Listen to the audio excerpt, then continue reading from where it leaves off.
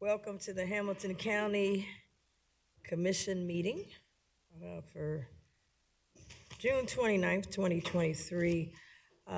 We always start our session with prayer followed by the Pledge of Allegiance. So I'll ask everyone to take a moment for silent prayer.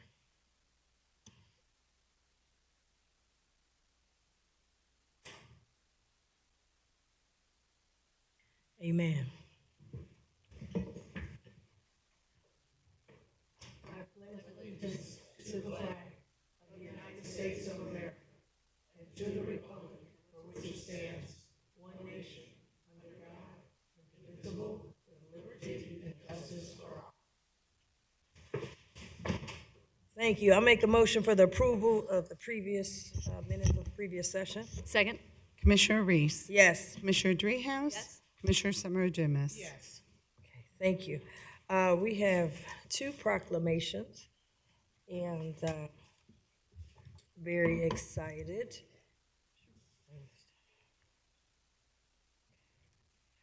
Our first proclamation is recognizing Alloy's 40th anniversary.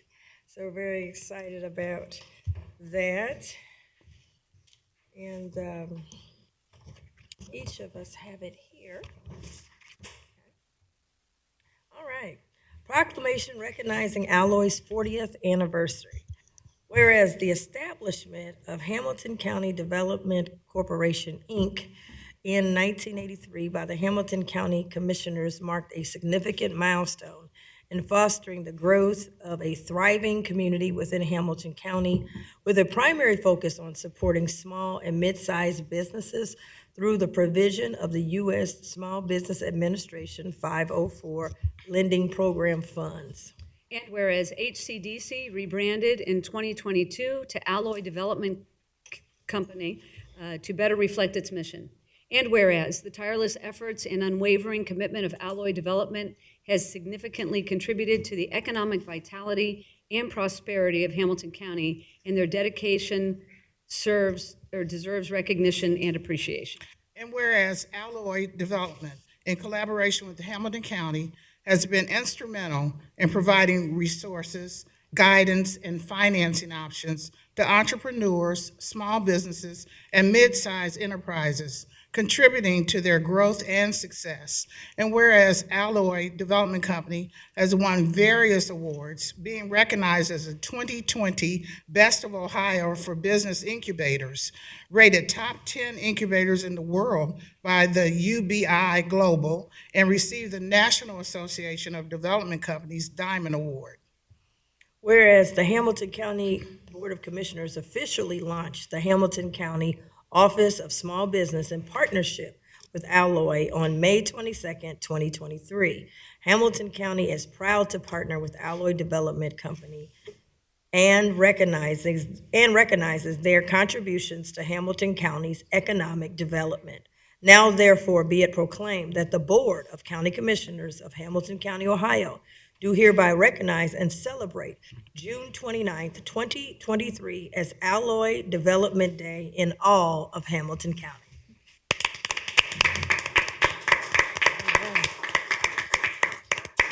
So we'll ask you to say something in a second, Harry, but I want to open it up to Vice President Dreehouse and Commissioner Dumas. Thank you, and thank you all for being here from Alloy. We have really appreciated your partnership. I was just talking about you the other day. I was on a tour of a small business, and they had been incubated over in Norwood with HCDC Alloy, and we're very proud of the work and the partnership that they had with you, and credited you with helping them launch into now a full-time business. So the work that you do is kind of sometimes goes under the radar a little bit, but it's so important to the community. So thanks for being here, and we're glad to be recognizing the good work and the anniversary. Thank you. Commissioner Dumas. Thank you for all you do. Like we said, 40 years is a long time. So you heard our vision and you listened and you followed through on it, and I certainly appreciate that. I just want to say I've had a chance to work with you in various capacities. First went through your incubation that when you first went over to the Norwood building, I remember I was on city council at that time, and a lot of small businesses could not have had space or anywhere to go without being there at the incubator. And I've recently seen your expansion over in Norwood. You got 2 buildings now. I remember you started with 1 because I had a visit a small business that was in one of your buildings. It looks really nice, actually. But I also want to thank you for the expansion. You do all of our economic development and the looking through the deals and the credits that we have to make decisions on. So we appreciate that. But the expansion of the Office of Small Business, and that's one initiative that I had brought forward, and I want to thank my colleagues for supporting. But I told Jeff, I think it would be great if we could have it as part of Alloy. Put it there where a small business can get the things that we have to offer, but then you have other things that you can offer from SBA, et cetera. And I think that kickoff that we had was phenomenal. It's the first time ever that we had a small business day event of that magnitude in Hamilton County history. And 1,000 small businesses showed up, and it wasn't a leaflet fair, it wasn't a paper fair. People walked out of there with opportunities and connections to funding, connections to technical assistance. They were able to go one-on-one with the people who actually have the contracts and sell their products and services there. And I'm still getting just phenomenal people raving about it. So you did an awesome job in tandem with our administration. So we thank you, and we're blessed to have an Alloy in our county that's a one-stop shop to help small businesses as well as businesses on an economic development standpoint. So Harry, do you want to come up? And I don't know if Greg Forte is coming up, our new, after you finish, he has to come up so they can see his face, because I get all these small business people calling me, and I want them to know that Greg Forte is our director of our Office of Small Business. Great. Thank you, Commissioners. And I'm Harry Blanton with Alloy. I just want to say on behalf of Alloy Development and the Economic Development Office, we'd like to thank the Commissioners, the administration for this wonderful recognition. As stated, Alloy was started by the county to promote economic development 40 years ago. It's an honor for us to serve the county in its 49 different jurisdictions. We thank you for entrusting our organization with this important mission. Alloy is successful because of our professional, hardworking staff, and I have 2 of our key employees with me today, Catherine Fitzgerald, Vice President of the Economic Development Office, and Greg Forte, the Director of the Office of Small Business. So we accept this on behalf of our board and staff, and we thank you for this wonderful recognition. So, Awesome. Can you have your staff come up and introduce them? Introduce your staff, so we have to have them on camera, because these are the folks we refer everybody to. right, this man next to me is Greg Forte, the Director of the Office of Small Business. Welcome. And it's Catherine Fitzgerald, the Vice President of the Economic Development Office. All right, welcome. So now we're coming down to take a fabulous photo, and you've got a celebration today. Yeah, we're celebrating with a cookout. We have beer and wine and food trucks and DJs. So. Well, that means we need to get to moving quick on this meeting. You have a lot of fun over there. Okay, we're gonna come take a photo.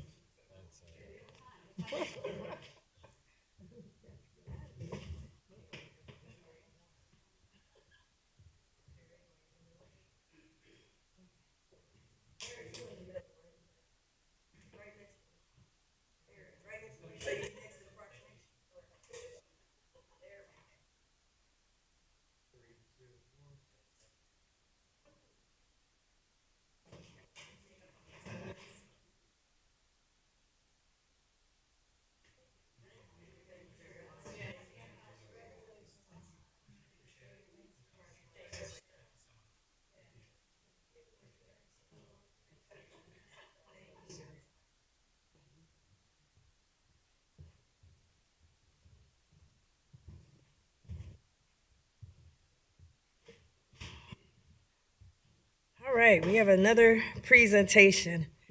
And I'm going to turn it over to Commissioner Dumas, who will bring forward an additional proclamation for, someone by the name, I think we might heard of her, Taylor Swift. Commissioner Dumas, is to you. Is she here to? I don't know, she might be down in, Here might or be on not. her way up. Her energy is already here. So thank you, Madam Chair. I want to read this proclamation, and my other colleagues will also do the same. But I want to say in January, I came up with an initiative called Beyond Your Imagination. In less than 6 months, this God idea that I received has come to fruition. I don't know why I'm so surprised the level that it has come to, because God will give you more than you can ask or even think. So this is actually beyond my imagination, that Taylor Swift is coming here, and she's coming here for us, I know, for the weekend, and we are able to give over 110, I want to say 20, but I want to be accurate, tickets to foster children. It's real important. The idea was to make sure that they can go and do things that other children do. And I thought, well, maybe they'll go to a baseball game or a football game, or which is all great, or go to the zoo, but to be able to go to Taylor Swift. And because of that, people outside in the community are donating. Like, we have some VIPs who paid big money for tickets, and they donated their memorabilia. They had 4 of them, because they had 4, and they gave them to us for random, for our young children to be able to get one of those memorabilia cases. So with that, Commissioner Dumas, can we give a round of applause for that? I want to give you a round of applause. That's awesome, man. Yeah. And for our children. oh yeah, Thank you so much. I appreciate it. Awesome. Yeah. So let's get started. A proclamation recognizing Taylor Swift weekend in Hamilton County, Taylor's version.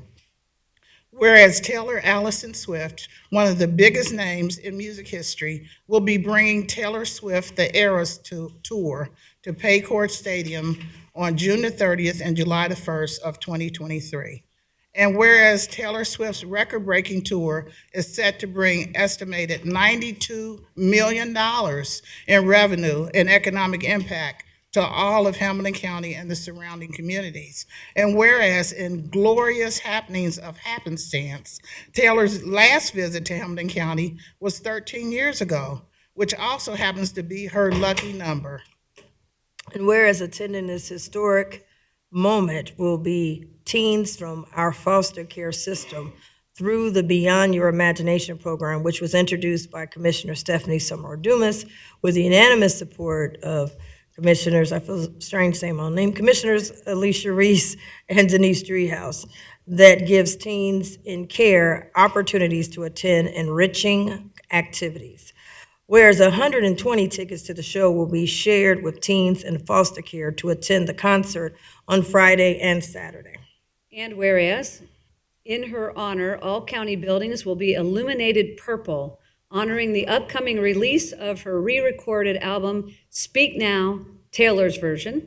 And whereas her tour has brought together the entire region to roll out the welcome mat, including the city of Cincinnati, Hamilton County, the Bengals, the banks, the hotels, and all the shops and restaurants that are getting in on the fun. And whereas Hamilton County Commissioners penned an open letter to Taylor Swift welcoming her and her Swifties to Hamilton County, which we are Swifties. Therefore, be it proclaimed that from June the 30th through July the 1st, the Hamilton County Board of Commissioners honor Taylor Swift and her monumental tour, and thank her for bringing fans the excitement and for choosing our community as one of her tour stops. Be it further proclaimed that the Board of County Commissioners of Hamilton County, Ohio, does hereby proclaim June the 30th through July the 1st, 2023, as Taylor Swift Days in all of Hamilton County.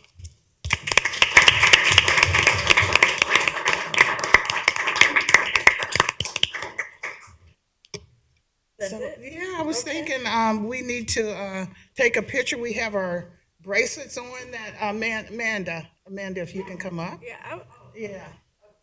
Yeah, come up here. Yeah. And so I wore my butterfly dress, and I dressed a little bit. Do I look a little bit like Taylor Swift? Swifty. Okay. But we all have bracelets that Amanda has made. And also she's gotten a lot of publicity, not for herself, but you want to just say a couple words? Is it okay? yes, please, Okay. yes, go ahead. Go ahead. Yeah, so when I heard about the Beyond Your Imagination program, I, as a former foster kid myself, was really excited for these kids to be able to go to the concert. Taylor Swift is one of my favorite things. And I thought, how can I give back to these kids and do something for them to make this moment more special, because I know how much it would have been to me. So a group of friends and I got together. We kind of reached out to our communities and said, hey, we've got tons of kids going to the show. This is going to be a huge undertaking, but we want to make them friendship bracelets to wear and to trade during the concert. And it's a big thing at Taylor Swift's The Eras Tour to trade friendship bracelets and to interact with other Swifties. And so I wanted to make sure that the kids had something to make them feel included with that aspect. A ticket in the door doesn't necessarily mean inclusion in all aspects of the concert. So my friends and I got together. We raised close to $700 in donations to help cover the costs for the materials for us, which allowed us to do more for the kids by giving them accessories. My friend Hannah designed buttons that they can wear, and we ended up getting 600 bracelets total, so each kid will get 5. And then they will also get like a little card from us explaining the friendship bracelets and things like that. So it's been really fun, and I'm honored to have done it. And I would like to say, Madam Chair, Yes. too, that this story has gone, can I say this? This story has gone national. And so Drew Barrymore heard about the story and is interested Yes. in interviewing Amanda about her efforts. So I was approached by the show. We are still kind of figuring out whether or not it's going to be run as a story, but their producer saw the Job and Family Services post on Facebook great. and said, wow, this is incredible for those Yeah. kids. So. Can we take a picture, all 4 of us? Sure. Yeah. Oh, yeah. Around, take a picture. Sure.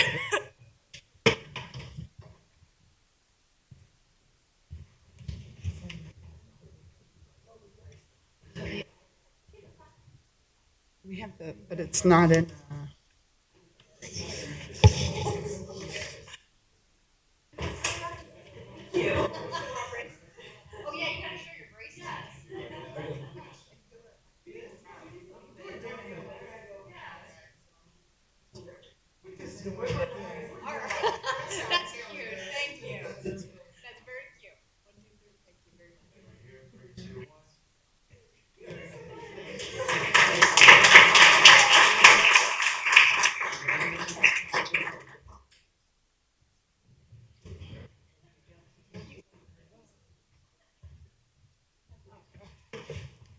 Vice President Treehouse, you want to say something?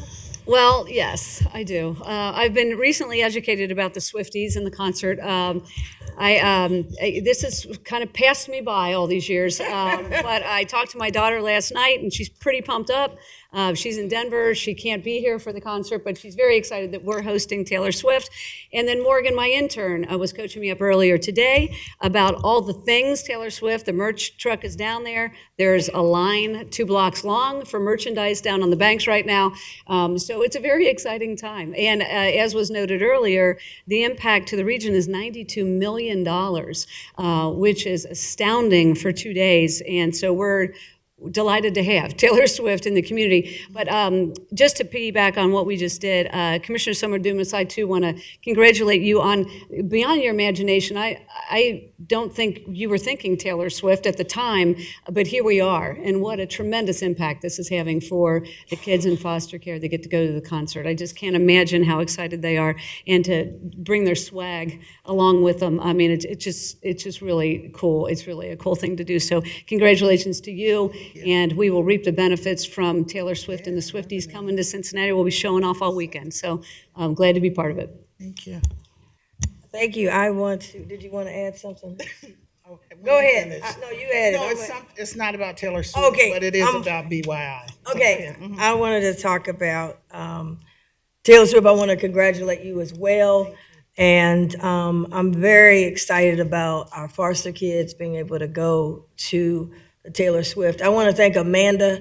When you talk about our employees who go over and beyond, just for you to take that type of initiative to say, hey, I want to do something additional so that when they go to the concert, they don't feel left out. They don't feel like they're not a part of it or don't have the money to be able to, dress the part. I want to say that the merch the trailer that came in, I met the trailer yesterday. I was down at the Sister Black Music Walk of Fame. I said, hold up, the trailer's here. I got to run up the steps. So it's just an amazing trailer, and now with the merchandise that's coming out. But I also want to highlight one of the things I think is also important. I want to thank and congratulate the Bengals, because as we are talking about going into our next lease, and I was looking at this, and you're talking about $92 million, and you're talking about all the people that are coming here from an economic impact standpoint, all the hotels being sold out. One of the things I have been saying all along, it's in our contract, but we hadn't really realized it till stuff like now with Taylor Swift, where it talks about that the county and the team or their designee shall jointly engage a firm experience on a national basis with the promotion and sponsorship of large public entertainment events to book other suitable events at the stadium complex. It goes on to say that both the team and the county have to agree and sign off on this. And so I want to say that this is when the part of the lease is going right, in terms of the county had to sign off on it, the team had to sign off on it, and we've got Taylor Swift. Can you imagine? Now that's 92 million. Even if we get someone that's not the Taylor Swift of 92 million, although I said, hey, Taylor Swift today, Beyonce tomorrow. I mean, why stop now? Let's go all the way. So this is what I've been talking about in executing this part of the lease, but executing it every single year, every single day. If we have people, maybe they don't bring in 92 million, they bring in 48 million. That's more money coming in. We're gonna get $150,000, I believe, in rental. And so that amount comes back into the coffer. So I wanna commend the administration and the Bengals who partnered on this. We're bringing money back in. In addition, of course, we've got parking revenue that will be coming in. And I know Joe Feldkamp, I was talking to him earlier, there'll be parking revenue. And then all this merchandise that people are buying, we got a thing called a sales tax. That's money coming in.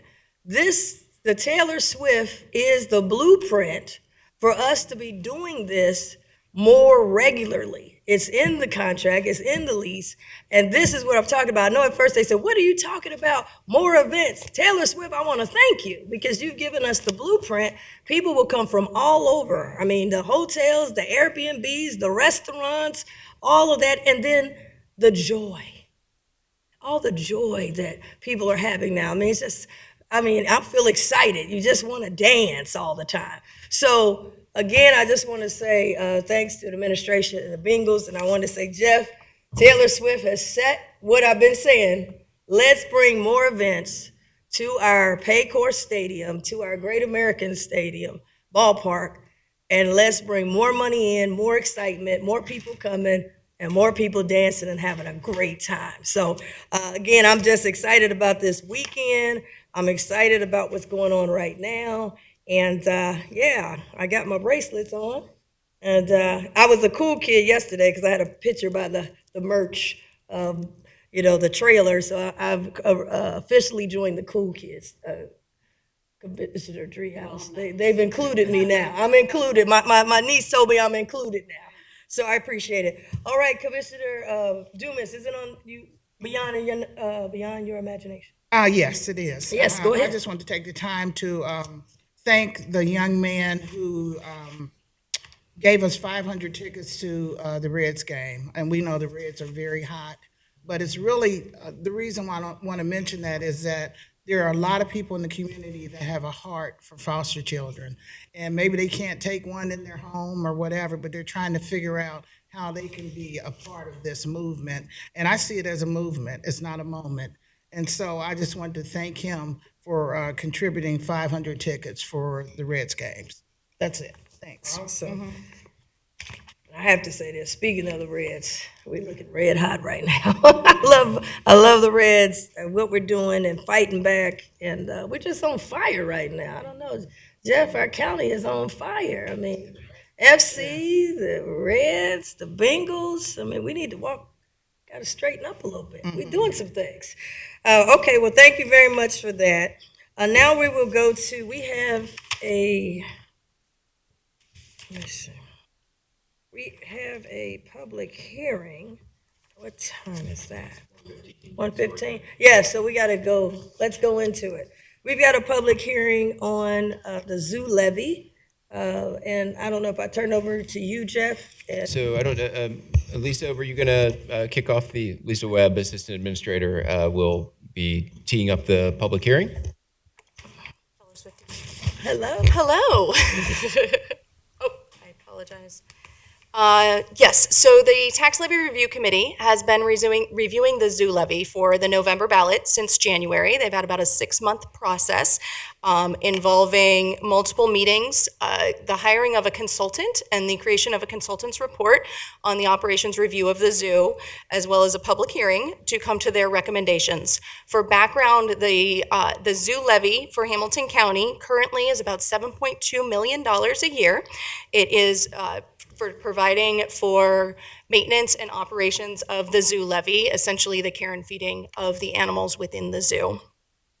The Tax Levy Review Committee recommended, just at our last meeting, June 13th, I believe it was, they recommended, the members of the committee that were in attendance at their last meeting recommended an increase to the zoo levy.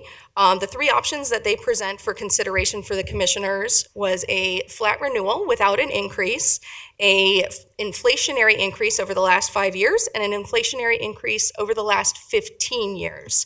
The majority of the TLRC was in favor of that 15-year increase at the time of their last meeting. That 15-year increase would increase the levy from $7.2 million to about $9.8 million a year. At this point in the process, this is the first public hearing for the zoo levy. We have another hearing scheduled in the evening on July 13th at a date to be determined very quickly and be noticed probably just later this week. And then from there, the commissioners have scheduled the ballot vote on that for August 7th at a 1 p.m. meeting. I believe that's forthcoming because the timeline to get it to the Board of Elections is 4 p.m. that following Wednesday, August 9th. For the election, on November 7th, 2023. That covers everything. Were there any questions before we go ahead and start the public hearing on the levy? Yes, I want to go back to, you said the consultant was hired. Did you Yes. report the consultant's findings? I didn't hear. I did not report directly Yeah. to the consultant. The consultant had a number of recommendations within their report, but I believe what you're speaking to specifically is that the consultants found that the zoo are excellent stewards of the levy, not only the levy dollars, but all of the dollars that the zoo has for maintenance of the zoo. They're doing an excellent job. They've come a long way, really, in the last 10 years or so since several reviews back when there were some maintenance issues ongoing. And they have stated that the zoo is financially stable, even if they received a flat levy renewal. Okay. Now, I think it's important when you when you do your report, because when we come in, we looking at you to give just the facts. Not the zoo got their people, and then you got other people who have. So we got to put all the facts. We hired a consultant, Yes. and the reason we hired them is usually, from what I've seen in the past, is to recommend, do the people need an increase? Do they need a flat? So we need to start with, otherwise we don't need to hire a consultant. But I kind of find when you kind of presenting it, it kind of, you left that out, and that should have maybe been That is started there. the zoo. We've had a consultant report. They were hired at the end of January. The consultant spent 2 months reviewing zoo operations. The tax levy committee also had tours. We had subcommittee meetings with the consultants to discuss along the way in their report and their overall findings. And to be honest, I believe the quote from the consultants in their presentation was, "The zoo is doing an awesome job." Yeah. And they are good financial stewards, and Yeah, they what we're are asking the maintaining the consultants, hold on a finances. second. What I'm asking for the consultant is, after I don't think we thought the zoo was doing No. auditing, we wasn't doing an audit. I thought the consultants, because this is my first time ever, since I've been here, seeing a consultant recommend that the entity does not need a increase. And you came in, you give all this, you're going on, they're wonderful, they're beautiful. That's the marketing. We know the zoo is wonderful. What we hired you to do is to present, what did these, otherwise we didn't need a consultant. I don't think we thought the zoo was doing anything wrong with the money. I thought that they were there to see what do they need to continue?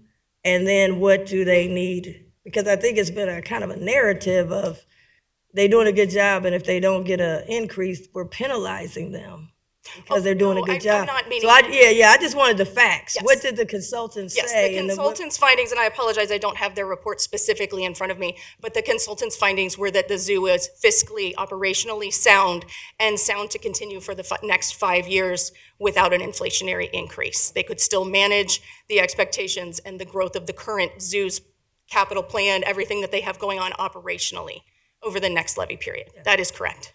I just wanted to, I've read it and I know that's the case, but the people watching, I wanted them, and you kind of gave a different tone. So I just wanted to get to that fact, and then we got a public hearing and people can say what they think. Commissioner Dumas, did you have something to say on that, Vice President? I'm just anxious to hear from the folks that are in the room. Thank you. Yeah, Madam Chair, you make a fantastic point, I think, because unless you had brought up the issue of a consultant, it was not presented. And we need to hear all sides, and I think that's a great comment. All right, thank you. Okay, well, we'll turn it over to the public now. It's in their hands so we can hear from them. Jennifer Knight. No, Jennifer Knight is not here for the zoo. I'm sorry, Jennifer. Are you? For the zoo. Zoo. Yeah, this is the zoo town, sorry, public hearing. I apologize. We'll get to you after the public hearing. David. Jenicky. Jenicky. I don't have my glasses either, so. I please, have that problem for you. David, I'm sorry, I didn't even see you over there. Thank you. And thank you for your time. And I hope with the couple of speakers that we have, we'll be able to also address your question and the recommendations that that were put forth by the Tax Levy Review Committee. But first of all, thank you for giving us an opportunity to speak here today. I am the Chief Operating Officer at Cincinnati Zoo, so I'm here representing all of the staff and volunteers that really make our zoo the world-class facility that it is today. And I'm here representing the zoo and the longstanding partnership that we have between the zoo and the residents of Hamilton County. And that is a critically important thing to us. And I'm also here, of course, advocating what the Tax Levy Review Committee, their work that they did and their recommendation to put us on the ballot with a renewal with a 15-year increase and all the pieces that go into that beyond the work. And we'll talk about the auditor report in a minute.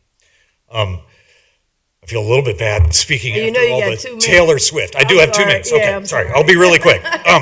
So I will jump in real quick. The Cincinnati Zoo, has a significant beneficial impact, bringing $170 million of impact to this region. And I would point out in our most recent economic impact that we, for every dollar of tax dollars spent, we generate $10 of economic impact for the county. And those are dollars that are coming in from outside the county, not dollars from in. And we directly support over 8,700 jobs within the county. For the majority of my lifetime, over the last 40 years, we have had this partnership with the residents of Hamilton County.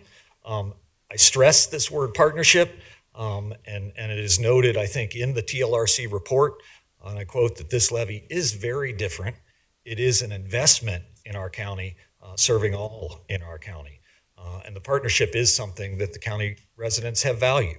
If I look back to the last levy, it passed overwhelmingly with support in every single precinct across the county.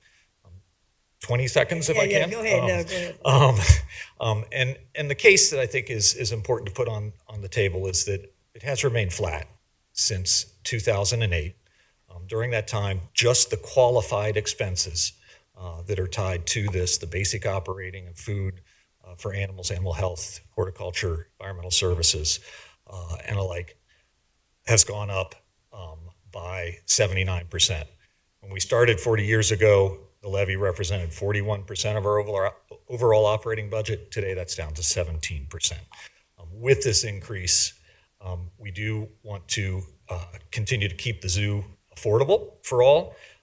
We want to keep a world-class attraction in this community and in this county, and also begin a dialogue, which was also represented in the TLRC report, to extend and expand the benefit to all Hamilton County residents, thinking about year-round membership benefit or year-round ticket admission benefit. So thank you very much for your consideration and for your time.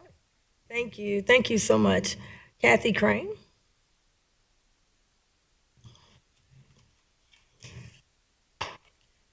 Thank you, Commissioners. I am on the board of the Zoo and Botanical Garden, as well as numerous, which I'm blessed to be in part of, social service agencies that are already and are recipients of levy funds. I have heard that there is a belief that because of the auditor's report stating that the zoo was financially stable and would not go out of business if it did not get an inflationary increase, that this is somehow a reason for the commissioners to not give the voters an opportunity to vote for an increase. The Tax Levy Review Commission stated clearly that the auditor's report was a very important piece of their decision to recommend to the commissioners an inflationary increase. They appreciated, and let's face it, require, that the zoo was a financial steward of the public funds and are sustainable and long-term sustainable, as all of levy recipients should be. Audits allow for the commissioners and the voters to know that the levy recipients are fiscally sound. But the audit is just one part of the total that the TLRC and you takes into consideration. An audit is required data and does not determine what the levy agencies are doing for the community and how they are able to make our community viable areas in which to live. I would hope that you as commissioners recognize that to keep people in this region, we must have all aspects for the community taken into consideration. People move here to be part of a growing and vibrant environment. They are willing to pay for acute issues that can and do affect all of us. But they stay because of growth to our communities of organizations that are responsible and visionary, like our Zoo and Botanical Garden. Commissioners, please give our voters the right to choose this levy increase. Thank you. Thank you. Next, George Malinsky.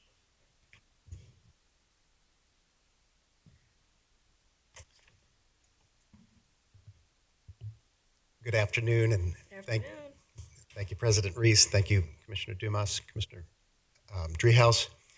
Again, my name is George Malinsky, currently chair of the Board of Trustees of the Zoo. I know we're going to have another opportunity in a couple of weeks to address you, so I'll be very brief. First, I wanted to publicly express my appreciation on behalf of the Zoo for everyone engaged in this process, with special recognition of the consultant, the Howard Wirschbale firm. Many hours of work with our staff, resulting in an 81-page report. We generally agree with the assessment by the consultant, subject to one clarification, which has already been the subject of this meeting by several speakers. But I'd like to thank the TLRC itself, and in particular the subcommittee, in reaching its recommendations. It cites hearing the importance of hearing from the consultant, hearing from the zoo itself, hearing from the public, to its tour of the zoo, and to carefully deliberating. And that's over the course of more than 9 meetings. A lot of time and effort has gone into this process. And our understanding is the structure of this is that the consultants, the scope of their work isn't to make a recommendation to you of whether there should be an increase or not.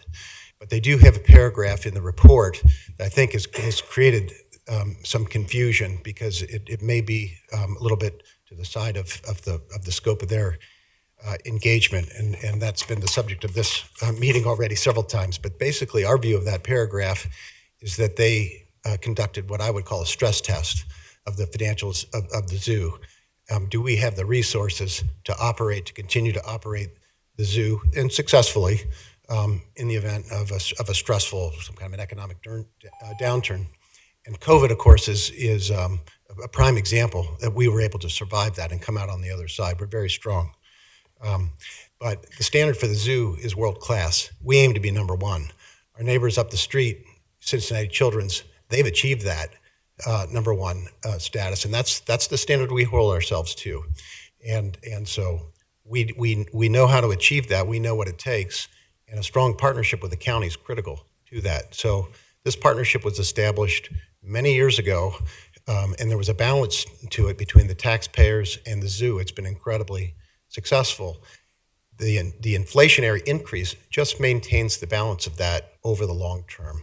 So we understand that was not approved in the last several cycles, but it was before. So our request is simply to reestablish that partnership for the long run, so that we can continue to be number one, not just to exist or survive a downturn, but to be the number one zoo in the country, and in the world, and have all the incredible impacts that we strive for and we're delivering every day.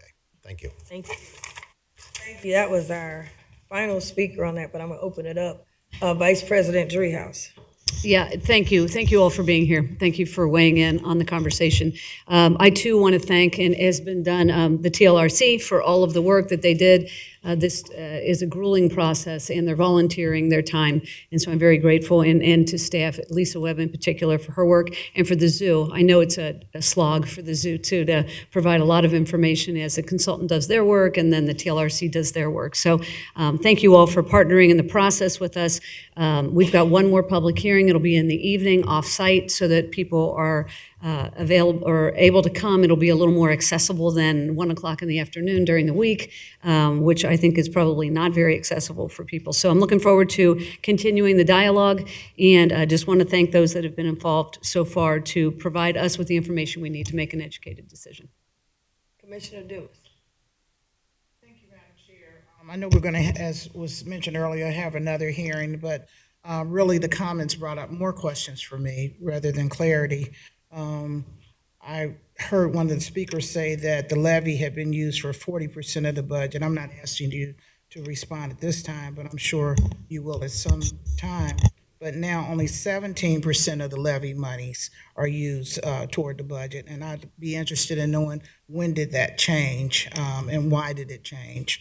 In addition, I remember reading that 67% of the attendance at the zoo is outside of our area, Hamilton County, and I had suggested the possibility of maybe increasing the amount of tickets for those who come from outside, not a lot, to come into the zoo, because I have a feeling that if 67% are outside of the region, that it could fill that void that you would need for an increase, because you're only using 17% of the levy now. So anyway, that's where I am. I'm going to ask those questions at our next hearing, but it just made me wonder about a few things. Yes, thank you. We will have a nighttime hearing on this, but I think that those questions I would ask the administration. There's some questions that were asked, and if we could all get that, because we just had a press conference on Tuesday championing affordable housing, and there was a article that talked about senior citizens. Hamilton County, we're getting older, and seniors can't find affordable housing. And so when we're taking all this in, we've got to look at it in totality. And I was, I love the zoo, but I was honest when I had the tour about that issue, the timing. And I know that we have a, number one zoo. I mean, I think we're going to Africa or on our way to Africa to bring something spectacular back to the zoo. But I do have questions about the development that's going on. And I know that doesn't come from the levy, but some people would say, well, why don't you take some of those outside dollars and try to make up what you need? Because it's kind of hard. And I say this even when we were at UC, when I used to be on the state state representative. It's hard to look outside in a neighborhood that has high poverty numbers and see all this development going on outside your window, and then say that you don't have any money, and then I don't know why we hired a consultant. I mean, we hired them to do something, and they came back maybe not with what you wanted, but I only wanted to know from the consultant, is there a financial need? That was the only thing I really wanted to hear, because I'm trying to reduce the property tax burdens on people. That's, to be honest, that's what I'm trying to do. And then we usually do social, even on the social services side is tough. But most of them are social services. I asked, could we look at some other funding models? Can we look at, if it's tourism, which I believe the zoo is a major tourism attraction. When you say 67% coming from outside, they're coming here, they're coming in, you're bringing people in. Why aren't they considered for the hotel motel tax? Maybe not, but at least put it on the table and let us look at it. The other thing is there are 4 options instead of 3. There's one option that we don't talk about, and I don't think we want to go there, where it's no levy. It's no levy. That's one option. And then we've got 3 options. And unfortunately, we can't, when we go to the ballot, I had asked about it, you can't put more options because it basically, I guess, confuses people. We couldn't put all 3 options and let the voters choose which option. Do you want it to stay flat? Do you want to go up a little bit, or you want to go up the maximum? The TLRC, it was not a unanimous vote. That was not mentioned. I just want to put all the facts out there. And I do think ticket prices should be looked at. I mean, Taylor Swift, they down there now paying, what, $1,200 tickets, and it's sold out. That's for nosebleed, by the way. I was thinking it's nosebleed.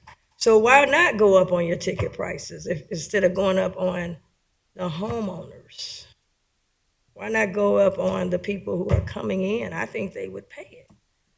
And you have a number of free days. The zoo does an excellent job with community days. I mean, I don't know any other zoo that does that, but we have free days, community days.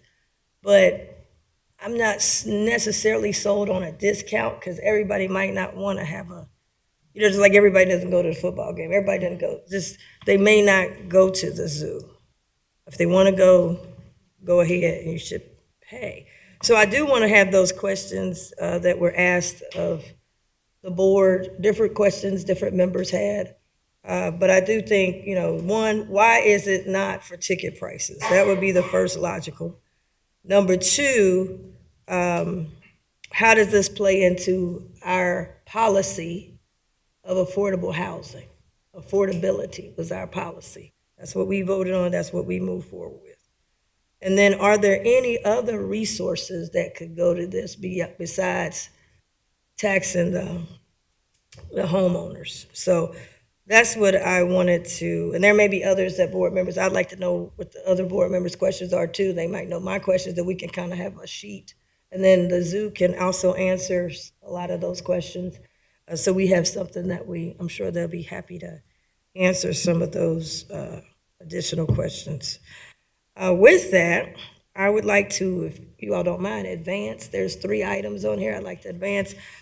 State law or auditors, I don't know if it's Board of Elections law or which one, but there are 3 models that we're putting on here. It doesn't mean that we're voting for it, but it means we have to put it on. You want to explain that? Absolutely. Yeah, there are 3 options under consideration from the tax levy review process. I have not received anything additional. The 3 that were under consideration was a flat levy. Nothing needs to be done if there is no levy. Just right. Doesn't go on the ballot. Flat levy of 0.46 mils, an increase in line with 5 years inflation, which is a 0.48 mils, and then an increase in line with 15 years inflation, which is the 0.57 mils. These 3 items allow and formally request from the commissioners that the auditor formally certify the millage for each of these 3 amounts. That auditor certification is required for the ballot resolution that needs to be approved by that August 9th deadline for the Board of Elections. These are strictly procedural. They do not lock the commissioners in, only locking them into the auditor certificate must be approved for any amount to be considered for a ballot issue. Okay. With that, I'd like to advance items 4, 5, and 6 for the zoo levy. I think it's 3. I was- Is it 3, 4? Am I got the wrong agenda? 4, 5, and 4, 5. 6. Going to second? I got the wrong agenda. The second is the mental health, the second is a separate contract. Apologies. We're voting. We got a second. I'm sorry, I didn't hear the second. Commissioner Reese, Yes. Commissioner Dreehouse, Yes? Commissioner Summer Dumas. Yes. Can I ask a question? Yes. So the language has been referred to in our previous meeting and at this meeting, this agreement between the zoo and the county, and it's in the contract. Is there any flexibility with that language, or are we locked into that language? The contract language? The language that talks about the reciprocal relationship and the county days and the discount days. Absolutely. That language is negotiated every 5 years after a levy is approved with any levy agency. Yes. So I want to, for me, I want to put that on the table because I've looked at the language. I know we've kind of ebbed and flowed with the language, especially because of COVID. So I want to revisit that and see, what has been discussed in partnership with the zoo to see what makes the most sense there with the language that's already in there. Maybe we stick with that, or maybe we make adjustments to that language. I think for the public, what Commissioner Dreehouse is mentioning or referring to is the Hamilton County Resident Program, wherein the levy contract language creates a criteria that the zoo will provide a certain number of days at a reduced price to Hamilton County residents. The zoo had advanced a concept that in the TLRC's recommendation of an increase was included that the zoo present a formal plan that we have not yet received on the idea of a Hamilton County resident discount for tickets and or memberships as a part of that increase that we're still waiting to receive that as well, and that would be a part of that conversation also. No, that's good, but that's after the levy is passed. Yes. Then they- No, the or is it in this, is it on the ballot? The TLRC's recommendation was that along with advancing an increase that would be contingent on on the zoo supplying the commissioners before your ballot vote in August with a plan, a written plan outlining how that membership program would proceed. So For we would amend for your this- consideration. We would amend this, what you're putting on the certification. Would that No, be this in amended? no way affects the certification. This just affects information for the commissioners to have in advance of their determination on the ballot amount. But I'm saying that's information. Is it in the Yes. ballot language? No, it is not in the ballot So language. it The is, ballot it's a language would separate remain contract. unchanged. It is a separate contract. Every levy agency has a separate levy contract for the uses and purposes of the levy dollars. Actually, item number 3 on the agenda is the Mental Health and Recovery Services levy contract for the mental health levy that was just approved in November. Council on Aging's was just recently approved. It's the language within that contract, and we can change it because that won't be drafted until after a levy is approved, assuming it is on the ballot. I'd like to see the current contract. I haven't Absolutely. seen it. Do we already have discount days? That's We have in the a, current contract. the current contract allows for, includes discount days. The consultants found that over COVID, the zoo increased the amount of free days, first responder days, all of the other days that they have. And in doing that, the zoo discontinued the Hamilton County Resident Program. One of the recommendations of the consultant and the TLRC was bringing that back as well. And I apologize at the next public hearing on the 13th, I will bring a refresh presentation of what was delivered last month with an update on all of those consultants' findings as well, again, for the public. Gotcha. But if we had a contract, did you amend the contract to get? No, rid the of contract was Hamilton not County amended. days? That was not followed. So that's what I'm concerned about. A lot of times we have, and it's not the zoo, I'm talking about the other stuff that's on there. People feel like they vote on something and it's advertised. We have that on a lot of Yes. stuff. But then the advertisement is never in a binding contract forever. And that's what I'm trying to change. I know for me, I would like to change. And that I don't was wanna in the have contract, those things. yes. Even if you hand me something outside of what's on that ballot, then it could change when we're not looking or whatever. So I mean, even if you hand me, this is what I'm going to do. People always hand us what they're going to do. But I just we need to tighten that up, I guess is my question. I agree, and that was something that was discovered by the consultant in their review process and brought to our attention. I'm glad. Yes. Thank you, Treehouse, for bringing it up. Yeah, it's just relative to the conversation, because we're going to continue this relationship with the zoo no matter what amount we decide Right. on. Right. We're putting something on the ballot here. So I just want to revisit the contract and make sure it makes sense for both parties, and we're happy with the language. Absolutely. As I said, it's ebbed and flowed a little bit, especially during COVID. Yes. I'm also concerned that Commissioner Dumas, and I don't want to take your words out, but what you said earlier, the percentage. So if only. I can clarify that a little bit. Yeah, no, well, let me finish my point. Sorry. If only X amount of percentage is coming from out of town, but does it help to offer a discount membership?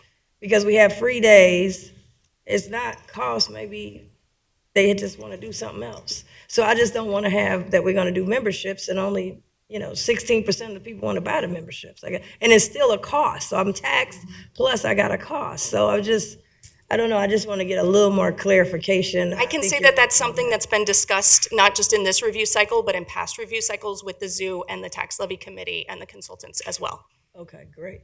Commissioner Dumas? I just don't, thank you. I just don't want to assume that when the zoo committee presents their information about the Hamilton County, say, residence days, that you may say 10 residence days. But I'm assuming there's going to be a cost of how many 10 resident days, the discount, how much it would cost. I'm assuming you're going to add a cost onto it when you send it to us. So in other words, we could say, we'll just do 6 days, maybe. The zoo's proposal to the tax levy review committee was a discount on memberships for Hamilton County residents, and I believe contemplating discounts on actual tickets as well, fine. individual day tickets. That's fine. I just want to know how much does the discount money-wise, financially mean? So we can look at how we can, if we have to cut some things out or add some things. I Maybe it's agree, not- that's why we wanted it in writing. Yeah. So it may not be that significant, I don't know. But I think when you add the discount days for residents, that gives them a little, as you were saying earlier, some people don't go to the zoo, but it gives the residents impetus to pass another levy because they're so excited about being a zoo member. But they're not, I don't know how many zoo memberships you have, but we'll find that out too. That would be great as you compare the population itself, so. As a quick point of clarification that'll help too with that percentage amount that was mentioned, the zoo's overall budget has increased over the last few levy cycles. The 17% amount is the current total zoo operating budget. Of that, the levy is 17% of that total amount. It used to be 40% of that amount, I believe 15 years ago. So that is the differentiation. Hope that helps. All right. Anything else on the Thank zoo? you. I think these questions getting answered will help us, and we'll have another public hearing where more people can come in the evening and participate. So thank you very much. Appreciate it. Thank you. Commissioners. I make a motion to close the public hearing. Second?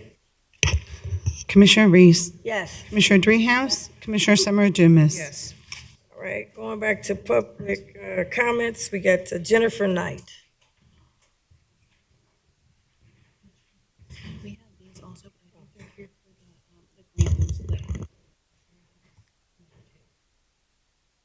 Good afternoon, Commissioners. I speak on behalf of the over 200 Hamilton County Corrections officers that protect and serve this county in the Justice Center. And I want to let you know the Justice Center is in crisis. The county admits staffing is at a 27% deficit. We actually believe these numbers are even higher, with officers reporting the jail is understaffed by 40%. So what does this mean? Severe understaffing puts corrections officers, inmates, and public at risk. There are often only 1 to 2 deputies on an entire floor housing up to 100 inmates. Entire floors must be shut down due to inadequate staffing. Deputies are working hours of forced overtime. Morale has plummeted, recruiting has suffered, and retention is at a crisis level. In addition to the staffing crisis, there are severe safety concerns that are not being addressed after years of failing to invest in the facility and its personnel. Conditions inside are critical, and just a few examples are as follows. Cell doors locks routinely fail, putting deputies and inmates at risk. Elevators have been inoperable, limiting the response to emergencies, and female deputies are required to work with male inmates where they must routinely tolerate offensive sexual displays. Those are just a few examples. Exit interviews for deputies that have resigned reveal 75% left for better employment with higher pay, less stress, or because of the forced overtime. Over 57% stated they would not recommend employment with Hamilton County Corrections. A recent poll of current deputies revealed nearly 60% are considering leaving if changes are not made. The commission must act immediately to stop the bleeding of qualified personnel. The unions attempted to resolve these issues with the sheriff, even negotiating a temporary fix that provided deputies with incentives for volunteering for overtime instead of being forced. But the sheriff and the commissioners allowed this agreement to expire, leaving us right back where we started, in a staffing and safety crisis that has reached critical mass. The crisis continues to escalate, and deputies are demanding immediate action. The potential for a catastrophic event is evident, and the time is past for promises and half measures. We're asking the public to demand real solutions, and we are asking the commissioners to take a leadership role and act today. Thank you for your time. Thank you. Open it up. Jeff, do you have any report on this? I know you had been working on this issue. I don't know if we're getting ready to go into contract negotiations. Well, I believe that would be later on this year, Commissioner, but just a couple of notes, and happy to follow up further with the board on this and bring something back to staff meeting if the board would like. But and we've discussed this a little bit with the board and individual commission offices, but from a budgetary perspective and the staffing that exists from a correction officer perspective, the board has budgeted for the full complement of staff at the Justice Center. So in terms of the board doing what it can do to fund and put the board with the purse strings, funding the operations of the Justice Center, the board has done that and has funded the sheriff's request for staff at the Justice Center. I don't think this is a matter of funding from the board. This is a matter of being able to attract and retain the officers and the corrections officers that are there. There was a mention in from the speaker about some of the critical safety measures. We are in the process of undertaking various capital improvements at the Justice Center.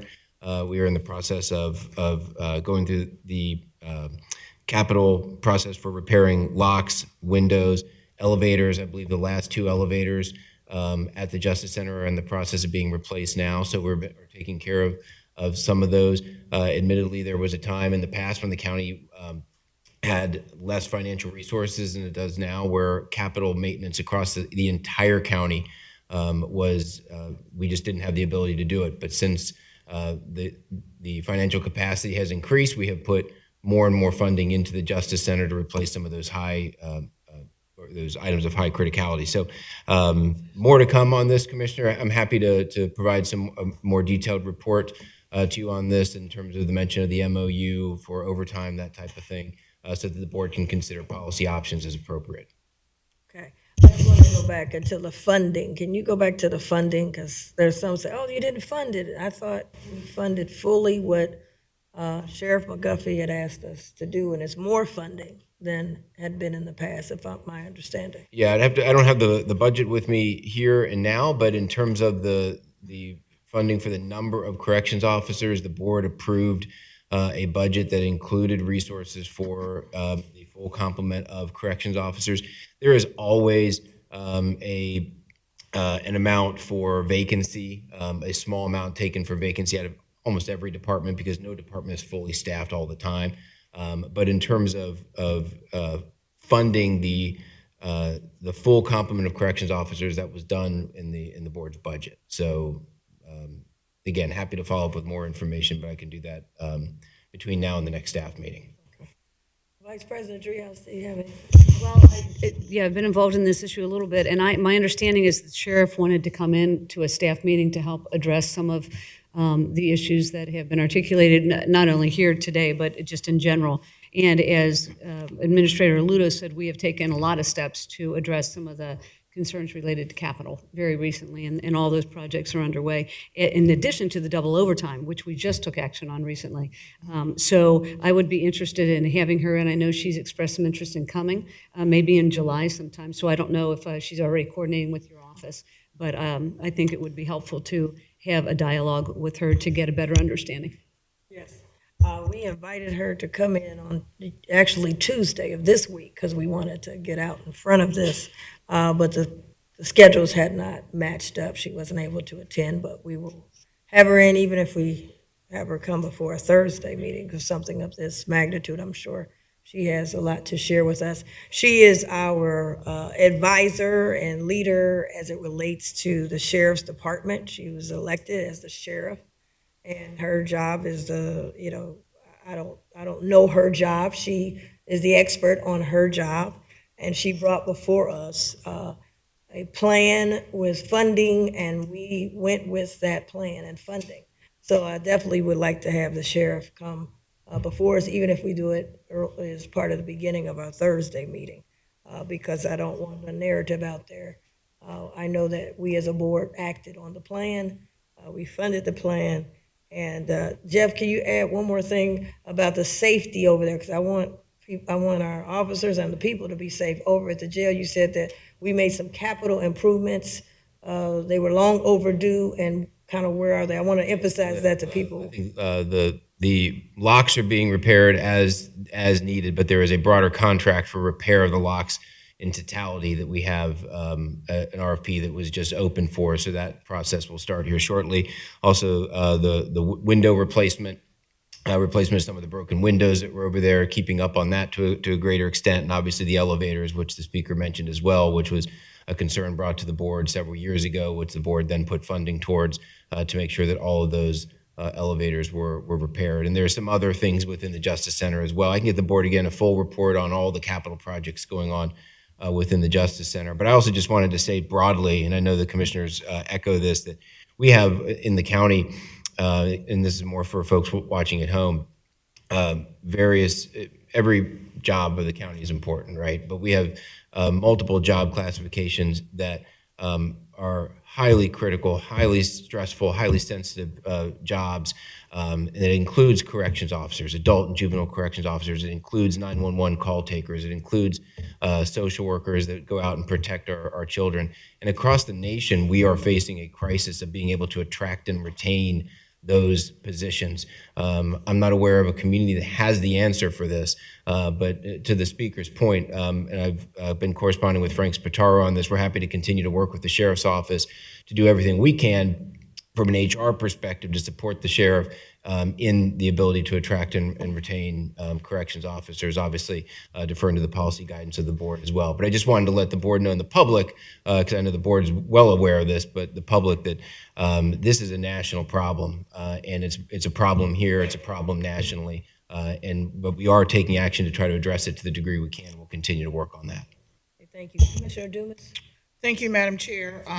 I will say, and it's already been said, we have done our due diligence as it relates to what was said earlier. We have budgeted to the full complement of officers. Now, that means nothing when you're on the floor and you're the only one there, or there are only 2 officers there, and certainly understand the public safety element of that.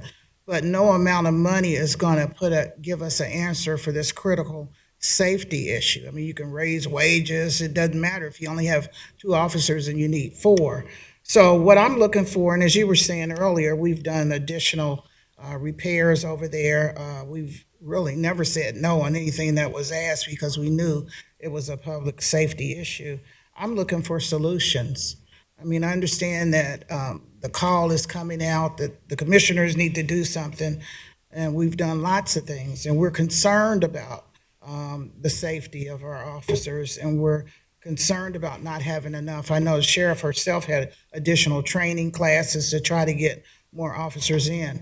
But if anyone has solutions, that's what I want to hear. I want to hear your concerns, and we're aware of them, and I appreciate you coming forward. But help us.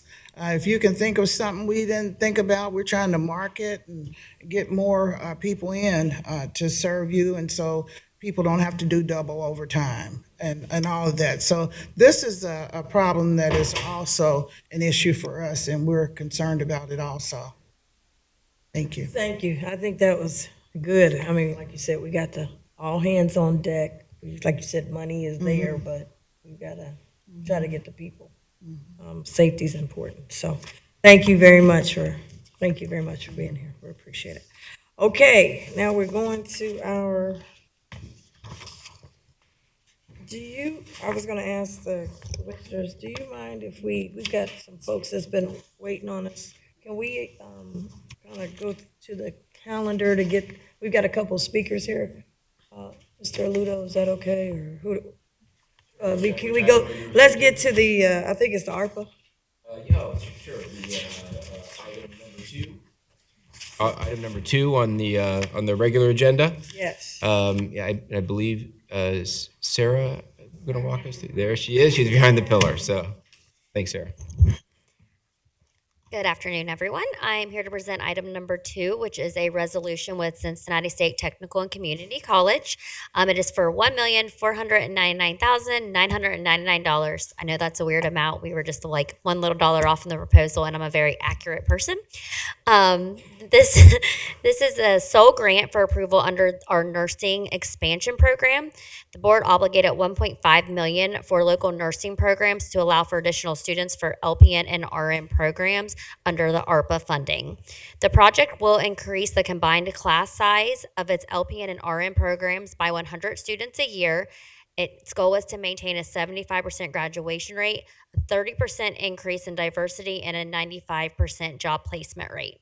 The grant funds will be used to build out their LPN skills lab, provide 1-year startup salary costs for additional STNA, LPN, and RN instructors, provide scholarships for students with priority on low income, and provide startup funding for a nursing success strategies course, as data reveals that this course is a stumbling block for many of their students. So their goal is if they can get them over the stumbling block, then that will get them to those graduation rates and may have more nurses in the pipeline. Cincinnati State will work with many of our local partners, the Health Collaborative, Center for Closing the Health Gap, and Black Nurses Association of Greater Cincinnati. Today we have Jenna Beck, Dean of Health and Public Safety, Robin Hoops, the Provost, and Janice Lockett, the Program Chair, here to help me answer any questions that you may have.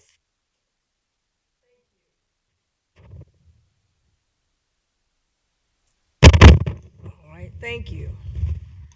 You want to come and have a word? Thank you.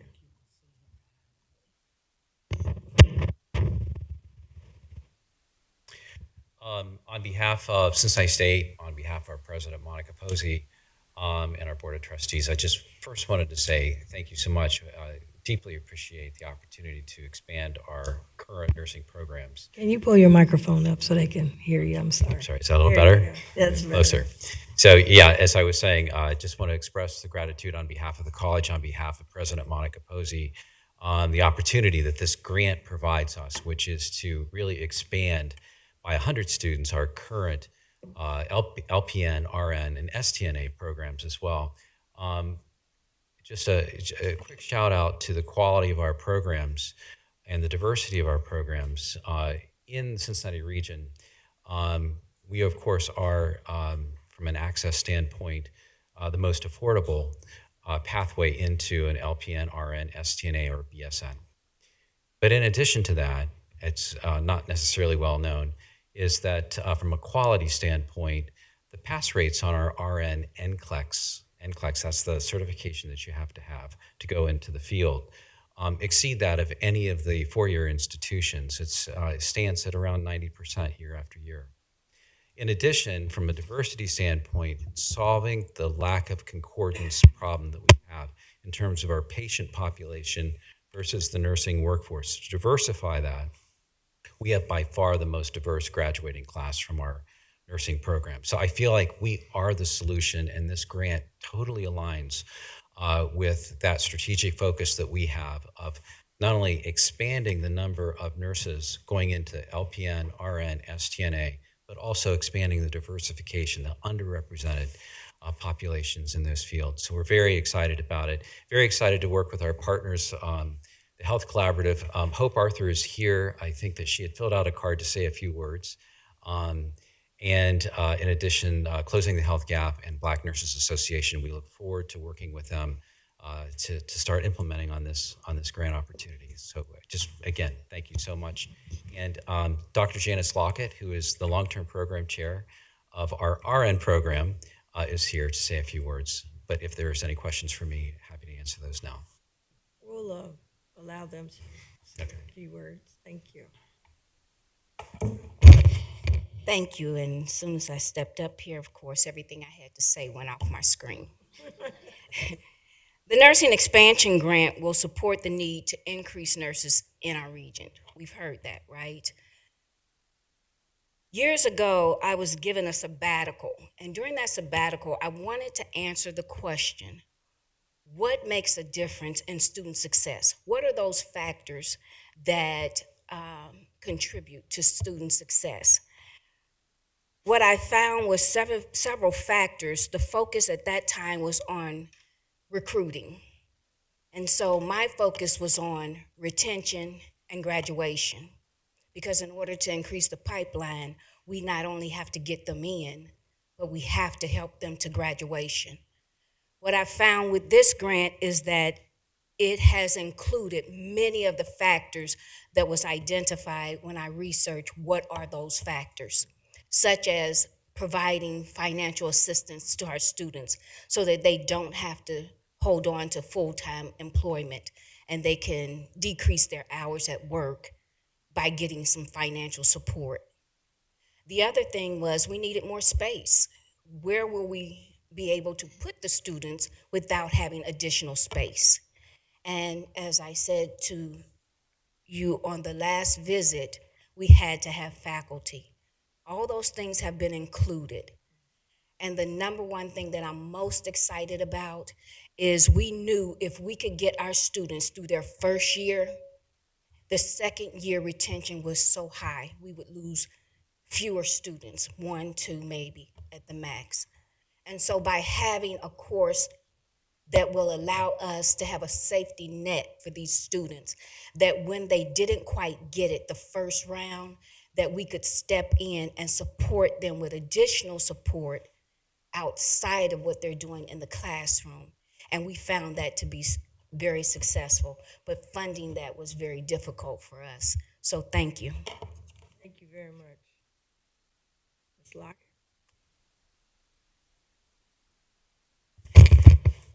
Hi, I'm Hope Arthur with the Health Collaborative. Thank you for allowing me to address you this afternoon. I first was engaged with this project when you were holding your stakeholder meetings in 2021. And this was one of the ideas that the Health Collaborative moved forward to you for your consideration. And at that time, I know we shared that the region, Hamilton County, was experiencing an all-time high in nurse vacancy rate. And today I just want to share we've passed that. It's even higher now at 14.4% vacancy rate for nurses in our area. And that's as of December 2022, which is the most recent data available. We need this change. We need this one-time investment to kickstart what Cincinnati State is the appropriate organization to do for this community. Our health systems and all the other long-term care, skilled nursing, all the other healthcare employers need. We can't operate with almost 15% vacancy rates. I'm the Executive Director of Workforce Innovation for the Health Collaborative, and I support this change in their class size by 100 students as being the best idea I've heard for how we can start making tremendous impact on that vacancy rate. And I will also just say, in summary, your acceptance of this resolution and this funding for Cincinnati State has 3 huge benefits for Hamilton County. The first, of course, is reducing the acute shortages of nursing, current nurses available. And the second is providing economic mobility for minority populations. With Cincinnati State, as Robin already shared, having the most diverse class sizes and the best graduation rates, coupled with the fact that they have the most diverse classes and their students tend to stay in this region. All of that will lead to better economic mobility for our minority and underserved and underrepresented populations. And then lastly, that this is a great step forward too in addressing the racial disparities in health outcomes for the region by building a workforce much more representative of the community it serves. Thank you again, and thank you for allowing us this opportunity today. Thank you, Ms. Arthur. Okay, I open up Vice President Driehaus. Thank you. I am especially excited about this. When we were going through our decision-making process related to the ARPA dollars, we engaged the community, as you say, at these round tables to try to help inform our decisions. And when it came to workforce, there were two populations that we knew we needed to hit. And remember, this was during COVID, post-COVID, childcare workers and nurses.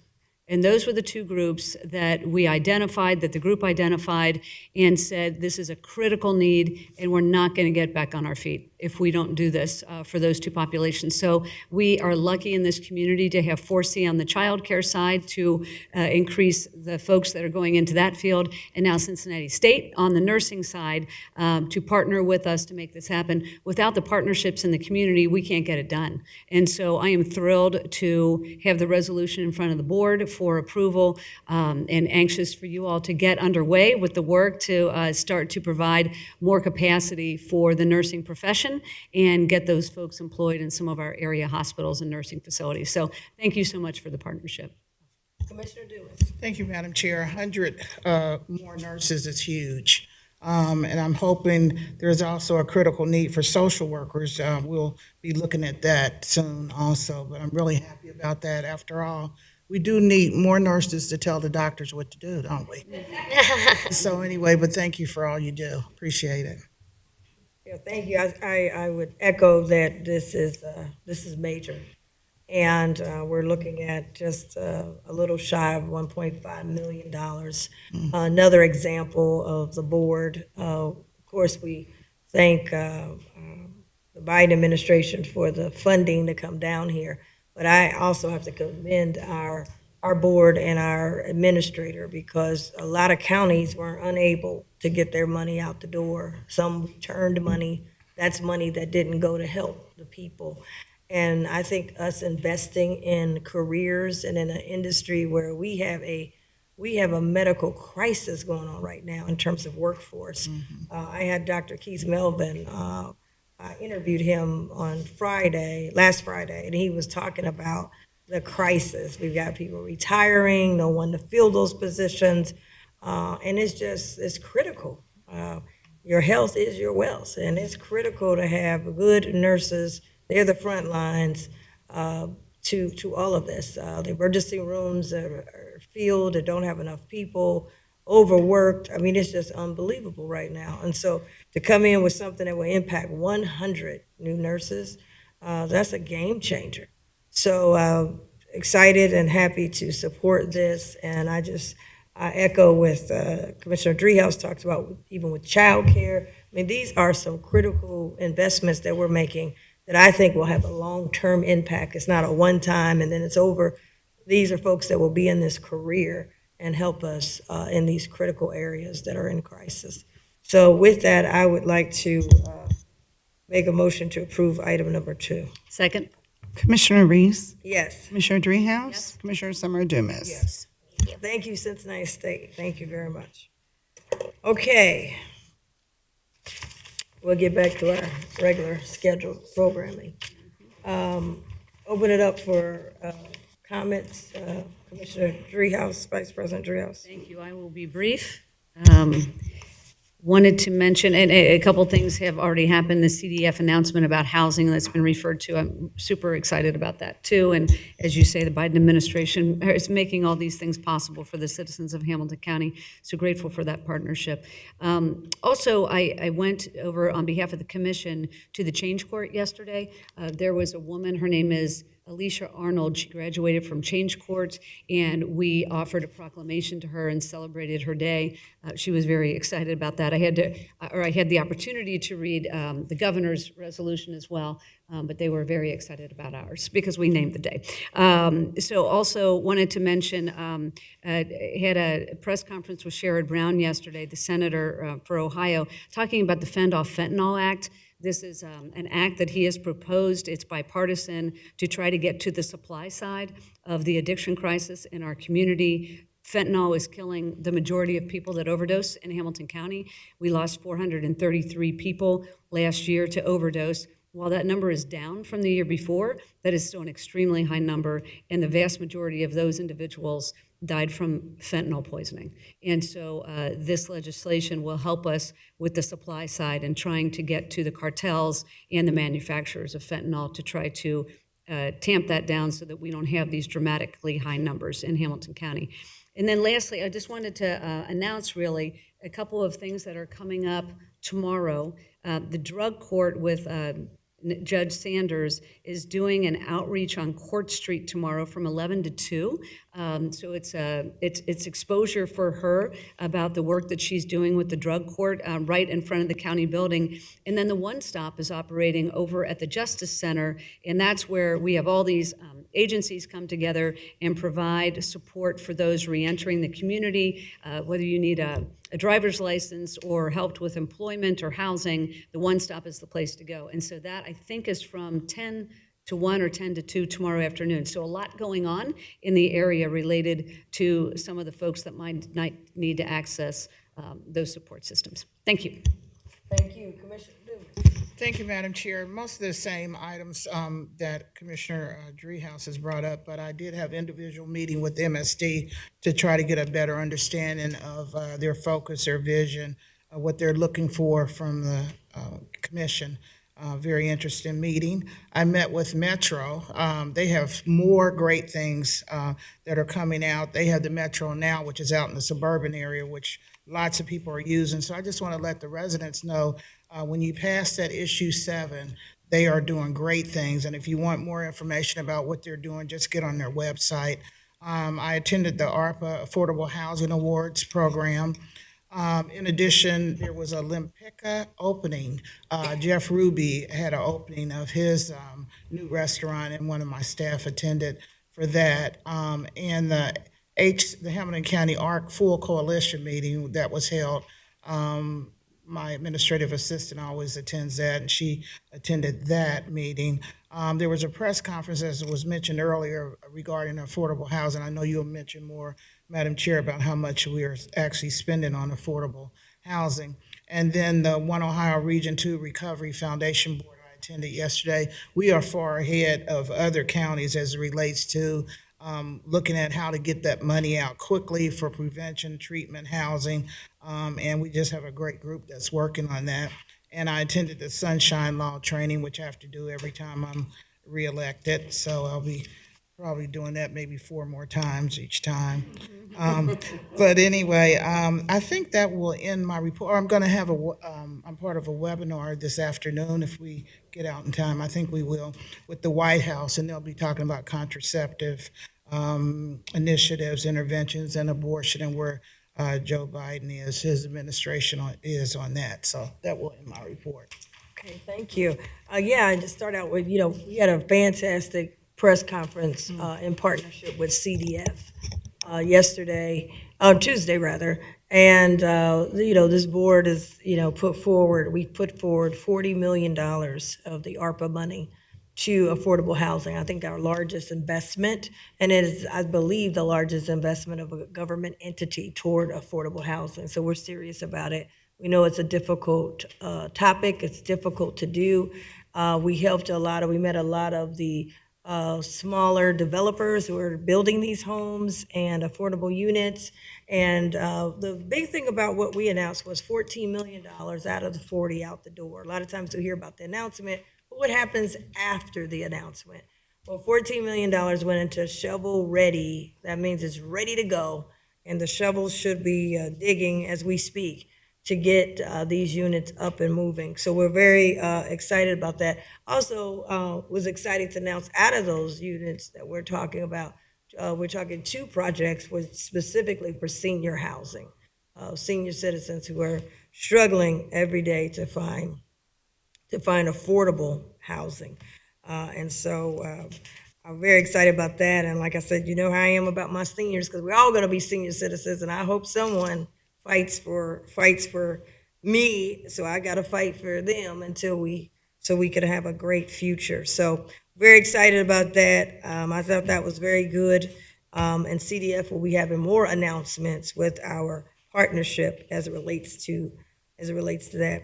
The other thing, I also attended this past weekend the Habitat for Humanity, which is also one of our partners for affordable housing, and we were in Laughlin and at a project that we contributed about $75,000 to. Got a chance to meet the new homeowner, Miss Sierra, and her son.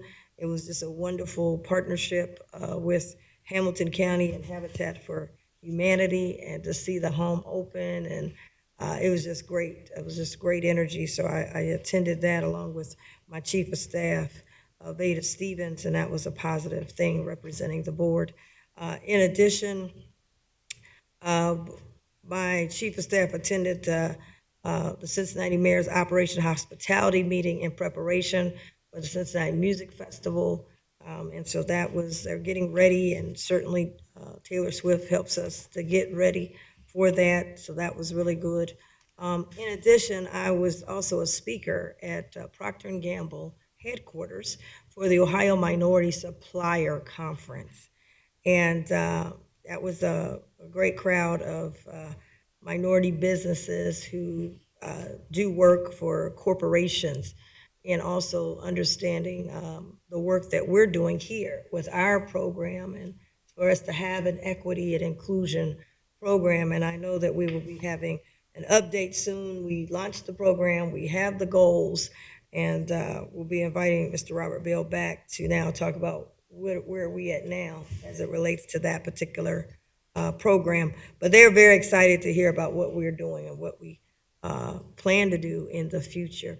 I also got a chance, I celebrated Juneteenth at the Urban League. There were a lot of great activities in the Urban League of Greater Southwest Ohio, and Christy Coons, who's the CEO, celebrating 75 years for the Urban League, and had a great crowd at the Juneteenth celebration, and I had a chance to attend that. And I also had a meeting just today with Metro, and I know all of us was out there for Metro Now, but I want to reemphasize, it's like Uber without the high prices.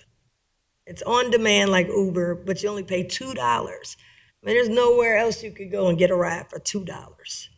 $2, and 2 children with you are no additional cost.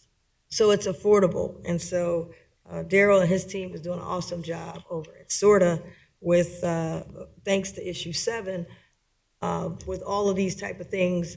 They started in Springdale, and I think the next rollout will be in Colerain Township. So this is also a game changer. So it's really good to hear how they're moving along. And of course, Judge Sanders, I'm glad you mentioned that event. I was going to mention it as well.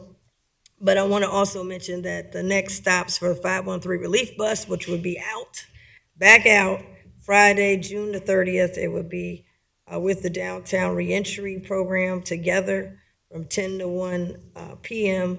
And then on Saturday, July 1st, at the Kennedy Heights Church of Christ, and that is from 10 a.m. to 2 p.m. And then on Friday, July 7th, at Northside, from 10 a.m. to 3 p.m. at the Greater Bethlehem Temple Apostolic Church. And I want to thank our clerk, both our clerks, because they will be joining the bus soon. I don't remember what day, but they'll be joining the bus and doing notary. So we're adding just a lot of things available that we're bringing to the community. So if you need something notarized, they will be with the bus. So very excited about that. So with that, I will turn it over to Mr. Ludo. Thank you, Madam President. A couple of quick comments and then one by leave. just on the subject of Taylor Swift, put my own personal spin on that. I just want to thank you.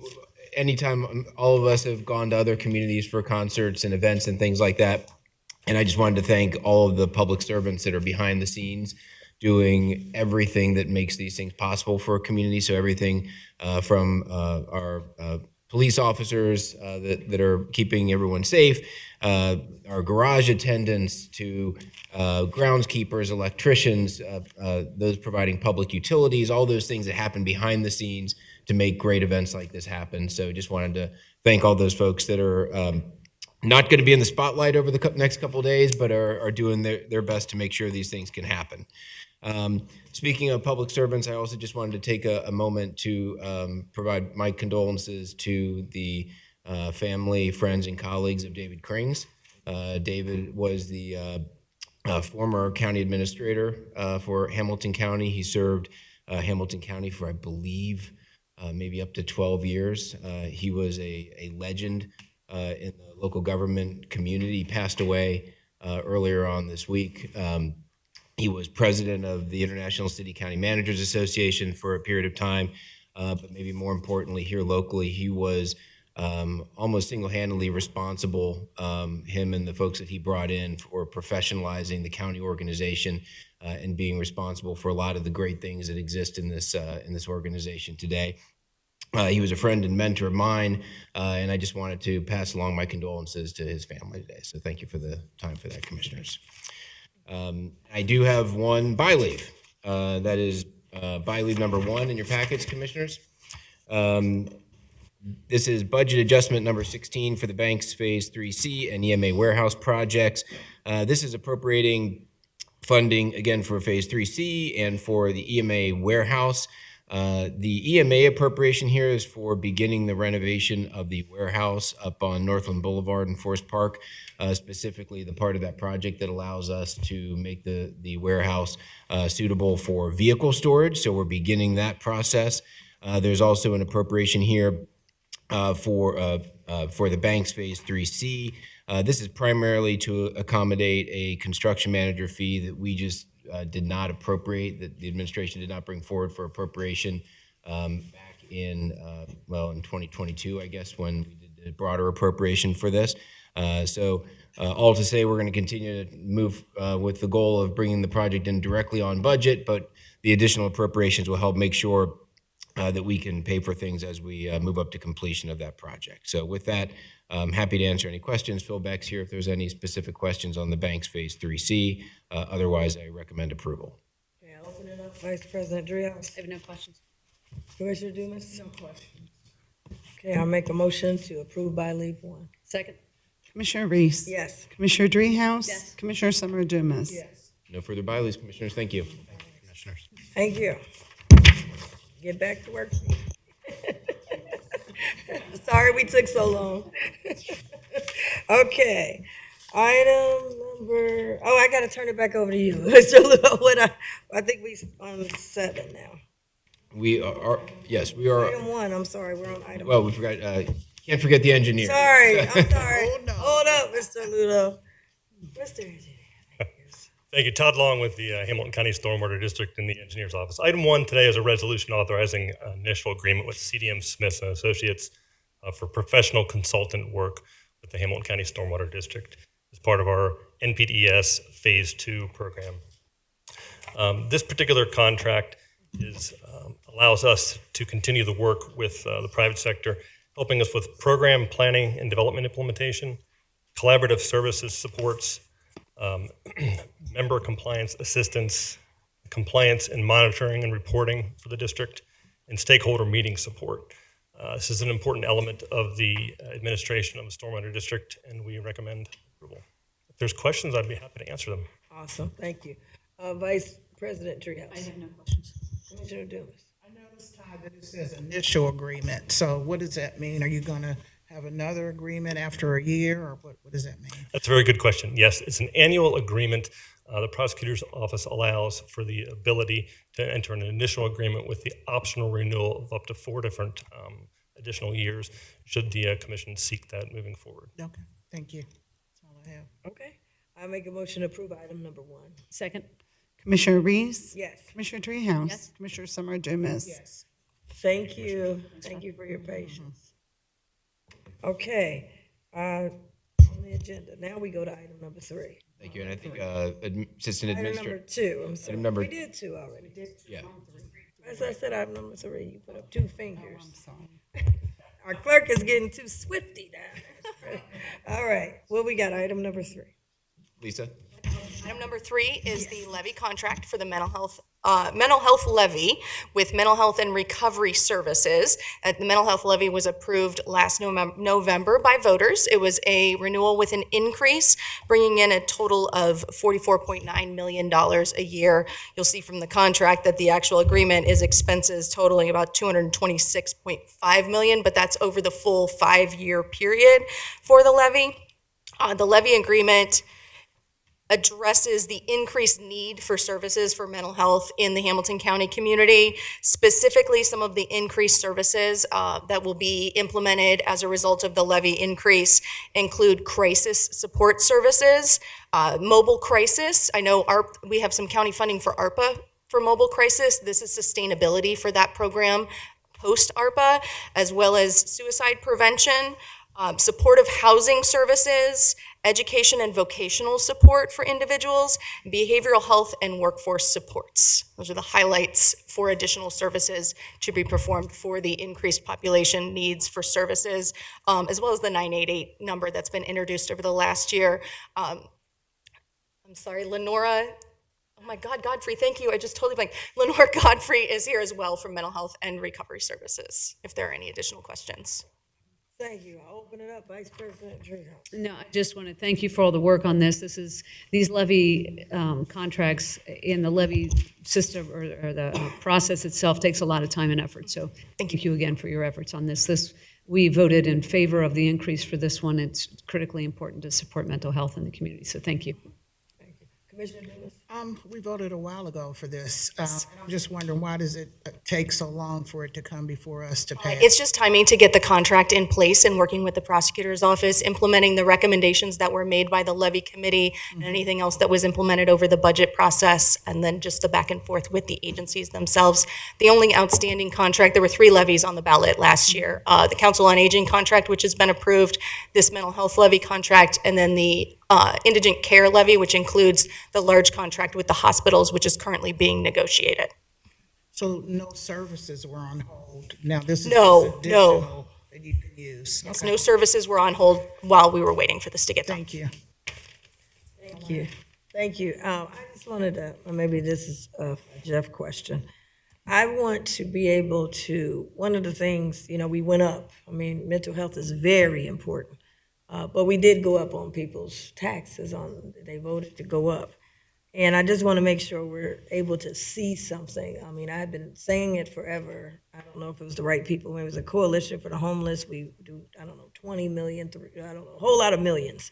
But when we come downstairs, there's something, and already one of our employees was attacked.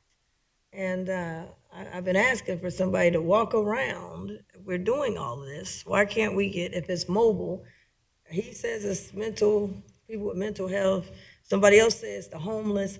Why can't we see something? I mean, I've been asking about this, and I'm running into, I had someone on that construction site, they had an incident, and I didn't have anything to get them any help besides you don't want to, call the police all the time on them. So I'm just saying we're doing these things, and we're passing them, and I want to pass it today. But I got to see something. Somebody with a T-shirt on that said they're an expert or something. I mean, downstairs, it's just a lot of, not just here, but if we can't even start at home, you can't go running out to others saying you got help at other places if the funding place doesn't even have any service down there.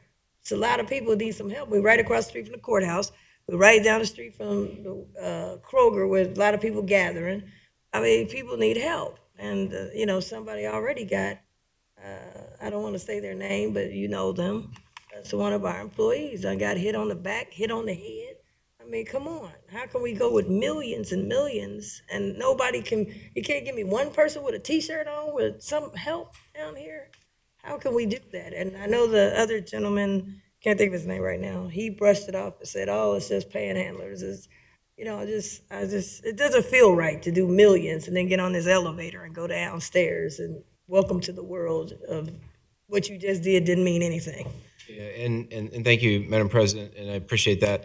As you mentioned, with the acute and chronic nature of mental illness and how that manifests itself in the community.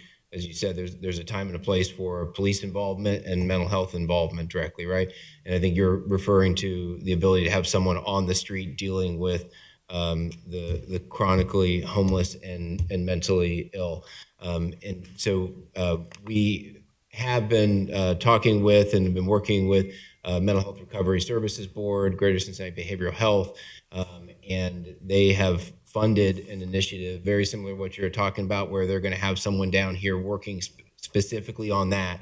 So we can bring them in directly to talk about who that's going to be and how they're going to proceed with that service and what type of results they're getting as well. So we can follow up directly on it to get that program in here, because they will be doing, I think, exactly what you. So, yeah, and I don't. Sorry, I didn't have my glasses on. I didn't see you over there. Ms. Gabrielle, I'd love for you to add to it, but I just want to say one thing. I don't need to know about the program. I just need to see somebody. If 3CDC has people, they jumping out, they sweeping. We do a good job of sweeping and taking trash away, but we don't have anybody that's out that helps with this situation. And I'm trying to get a date. I want somebody to say it's going to happen in 30 days, 20 days. You'll see them tomorrow. That's what I'm trying to look for. They're out there now. We just have to get them visible to you. We have, and as Jeff was saying, the teams are out there combing the downtown business district. We also have, many times we don't want to call the police, but we have the mobile crisis now that is pairing with our law enforcement.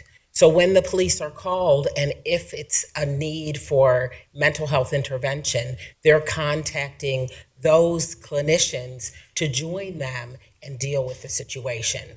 So I would say we're around. We have 24/7 mobile crisis throughout Hamilton County, very heavy in the city area, downtown district.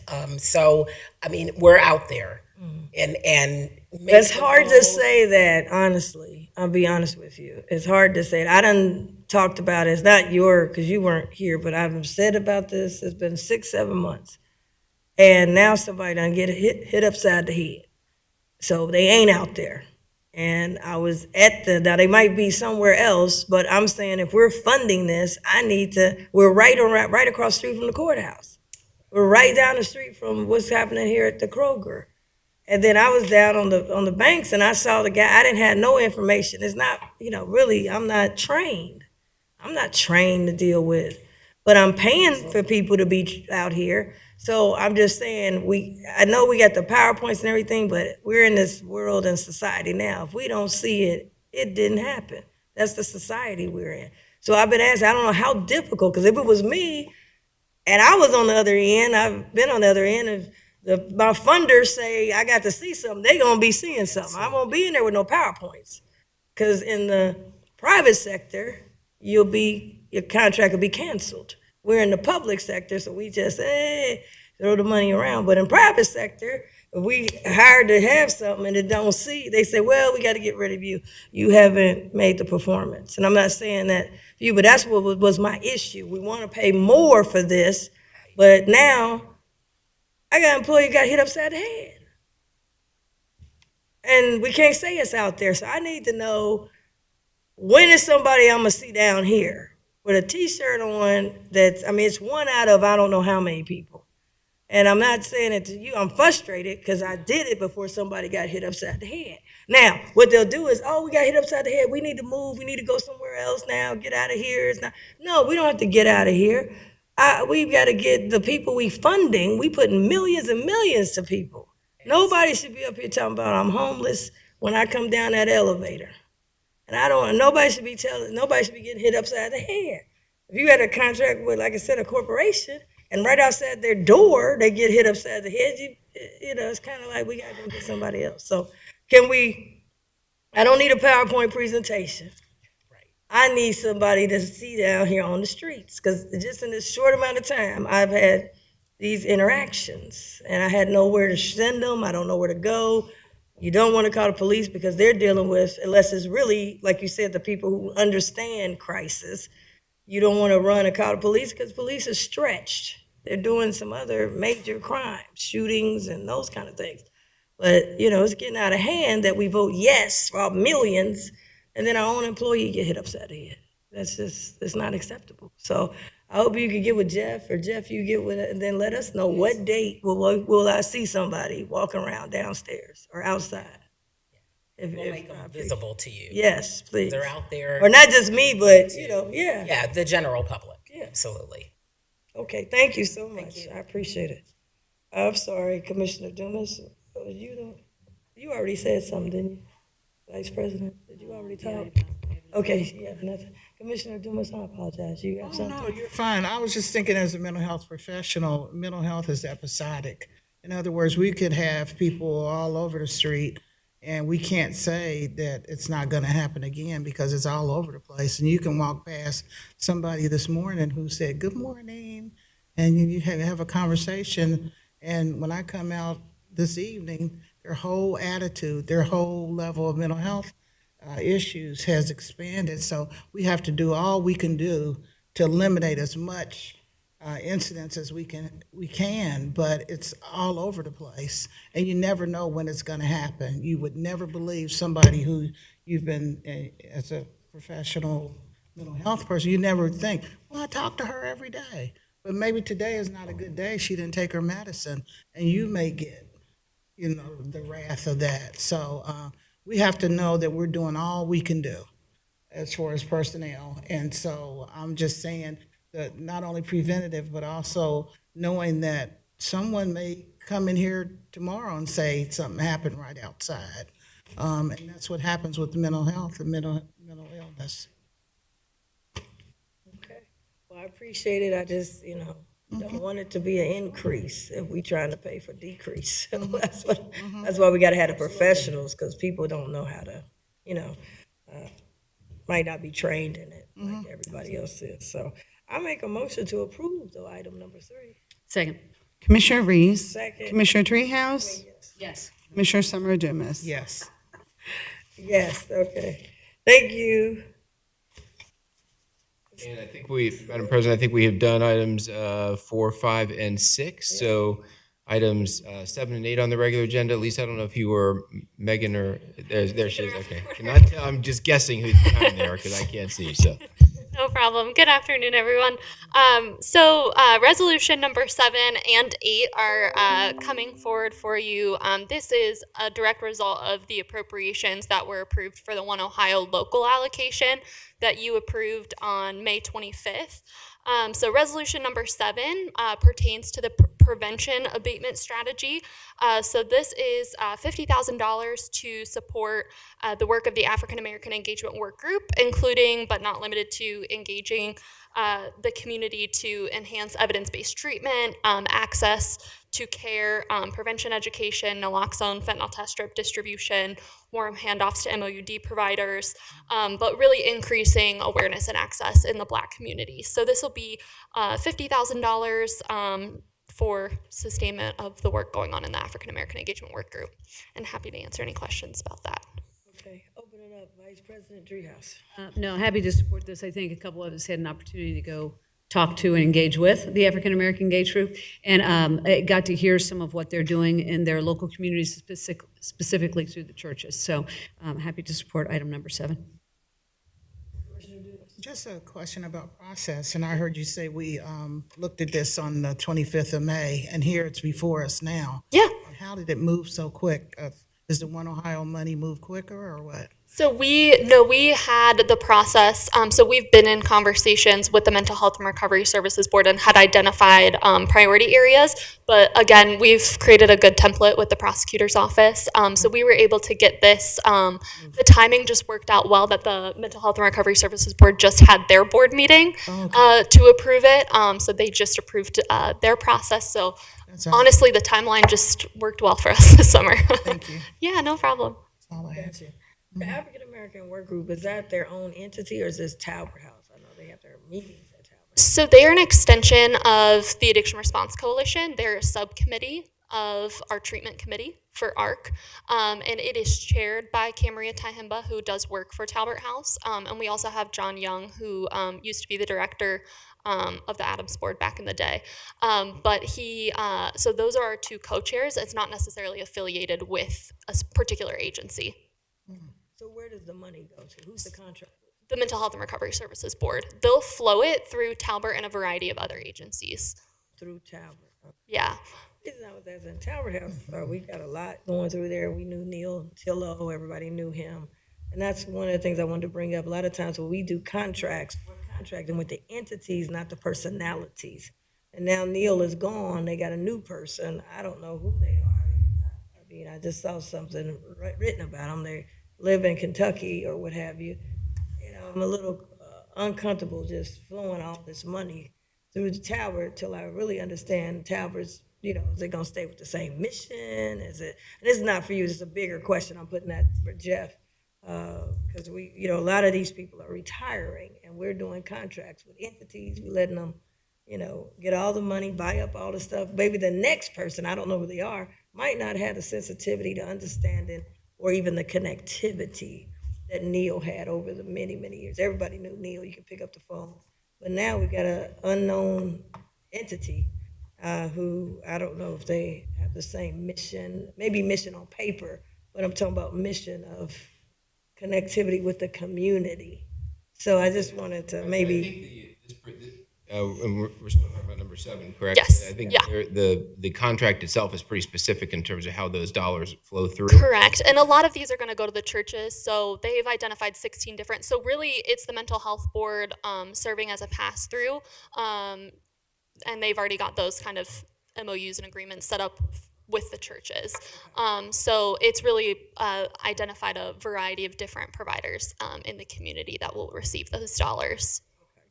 Okay, that's what I just wanted to make sure of. Sure thing. Madam Chair? Yes. The gentleman who is now the CEO has been under Neil Tillo for many, many years. And Neil is not gone anywhere. He's a consultant for them, so I'm sure he'll have his hands in some things, but I just wanted to just let you know about where this guy is coming from. Yeah. So, Yeah, I like to meet him. I usually dealt with Neil when they go up to the State House. Things got done because of Neil. Oh, yeah. Sure. Sometimes the number 2 is a good person. They usually do a lot of the work. But as far as that, knowing them, they walk outside on Reading Road and Seymour Avenue. People know who they are. They kind of knew Neil, even though because he was the front person. So I just wanted to bring that up as we're looking at more things that we're doing.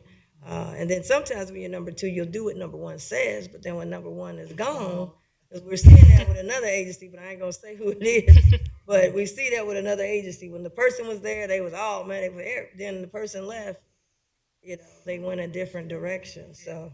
And the new CEO, his name's Josh Arnold, and I'd be happy to make introduction to all the commission offices for meetings.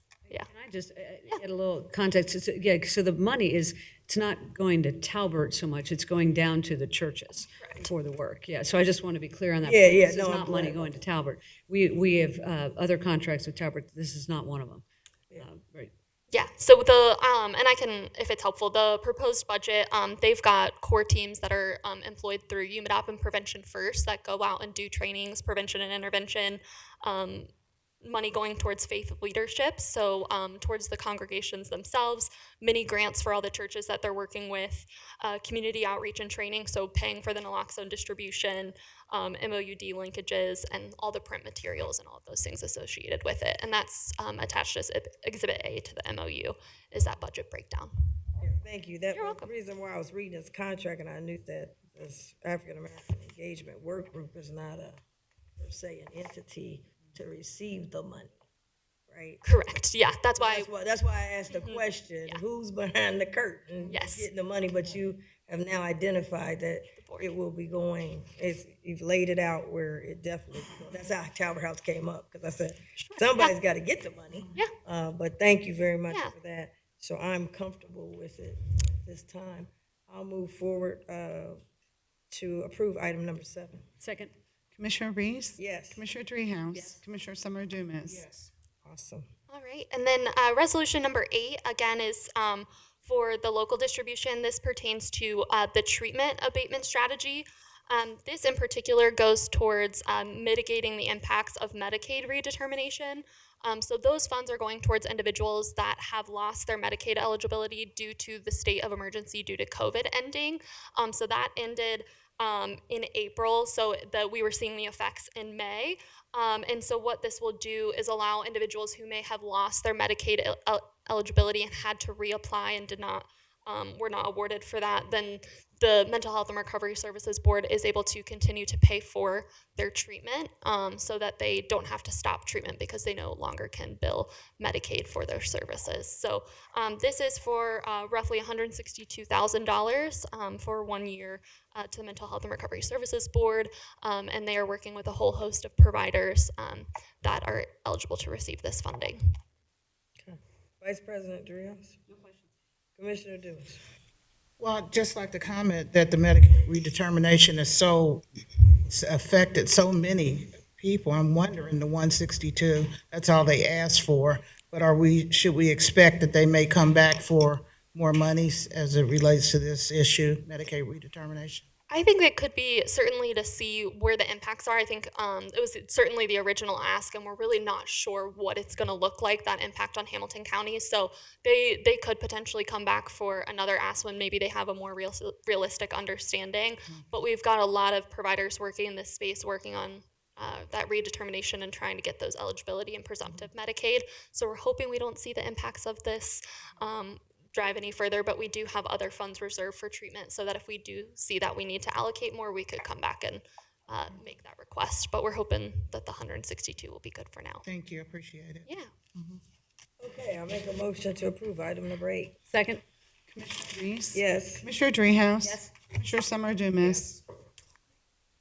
All right, thank you. Now we have MSD.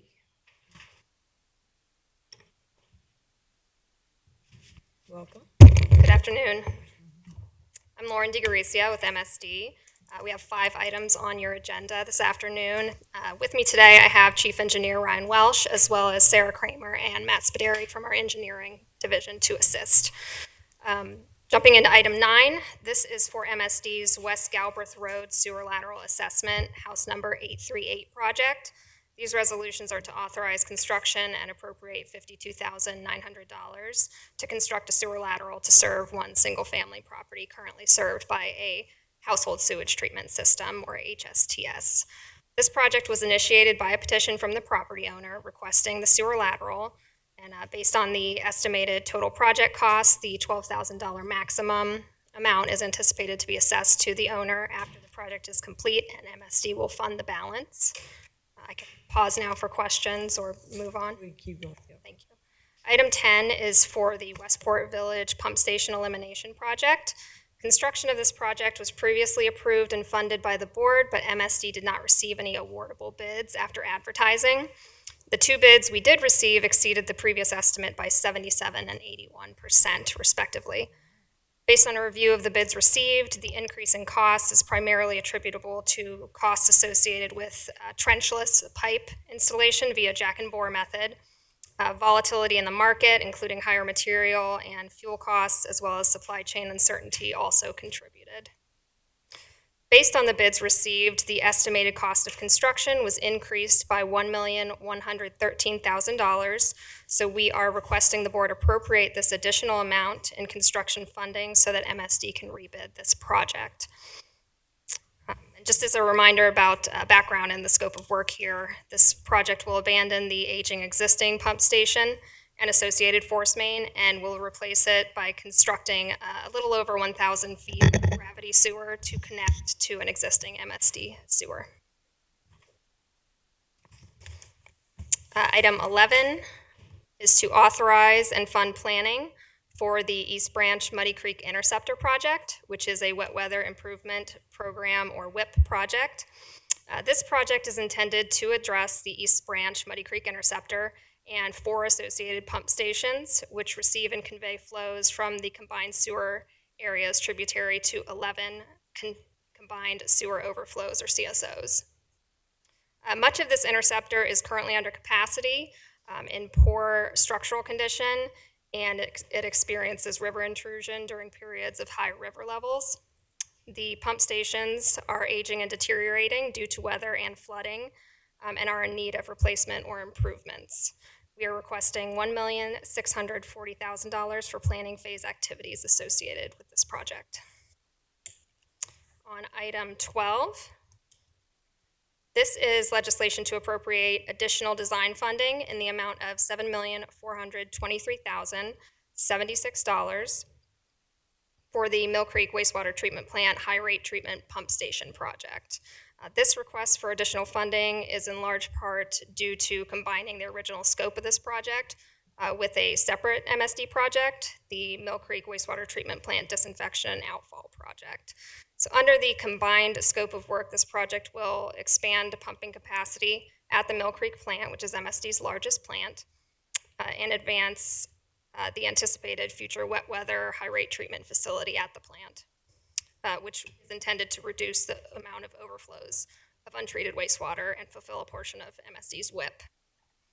It will also address operational and maintenance issues with the existing pump station. So these first two items are really the original scope of this project, and with the combined scope of work, it will also include improvements to the plant's disinfection system that are needed for ongoing regulatory compliance, and necessary improvements to the outfall to address structural issues as well as possible reconfiguration. MSD determined that combining these two projects was necessary due to significant design and constructability constraints associated with the siting and co-location of these interrelated systems, since they are at the same plant. The previous separate project that I referenced before, the disinfection and outfall project, will be closed out. Moving on to item 13, our last item. This is related to our Little Miami wastewater treatment plant standby power project, which is currently under construction. MSD will be seeking a loan through OEPA's Water Pollution Control Loan Fund, or WPCLF, as the board authorized earlier this year. This legislation is to authorize sponsorship through this MSD project of the East Fork Wetlands Project to be implemented by Cardinal Land Conservancy as part of the Ohio EPA's Water Resource Restoration Sponsor Program, or WRRSP. And by sponsoring, MSD would qualify for an interest rate reduction of up to 0.1% on the WPCLF loan. We anticipate that it will actually be 0.07% reduction. WRRSP aims to counter the loss of ecological function and biological diversity by providing funding for projects that target protection and restoration of high-quality streams and wetlands. So this is a $0 request. All sponsorship funding will be generated through Ohio EPA's advancement of a portion of the interest repayments on this WPCLF loan, or anticipated loan. This proposed legislation formally declares the board's intent to sponsor, as well as authorizes the execution of a sponsorship agreement. These steps must be completed and included in the WPCLF loan application in order to participate in the sponsorship program. So this legislation will facilitate that. And I believe Andy Dickerson is here from Cardinal Land Conservancy and can tell you a little bit more about the project. Welcome. Yeah, so I'm here to commend MSD. I've been involved with the WRSP program for a few years. Actually received $800,000 to remove a low-head dam in Batavia in Clermont County. So it's a wonderful program. Ohio's one of very few states, I think less than 10, that do this. They take some of the funds from the Clean Water Act that they get in a revolving loan fund, and they set aside $7.5 million across the state to restore and do construction projects like dams. And they set aside $7.5 million to preserve those last great places. And our project in the East Fork ranked as one of the top 4 projects in the state. we have some money available in the state to restore wetlands called the H2 Ohio program. It's being used around. But there to restore bad wetlands. There's not much money for the good ones. So this is a really good one. And I just wanted to, again, you guys have supported us in the past and we appreciate it. And when the Clean Ohio program comes around, you'll be seeing me again in September because there's another round this year.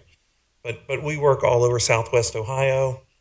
We've got about 450 members. You guys have heard about our Eagle Cams. Hopefully you watched Bonnie and Clyde on the internet this year. They raised 3 babies successfully, and they just got out of the nest 2 weeks ago.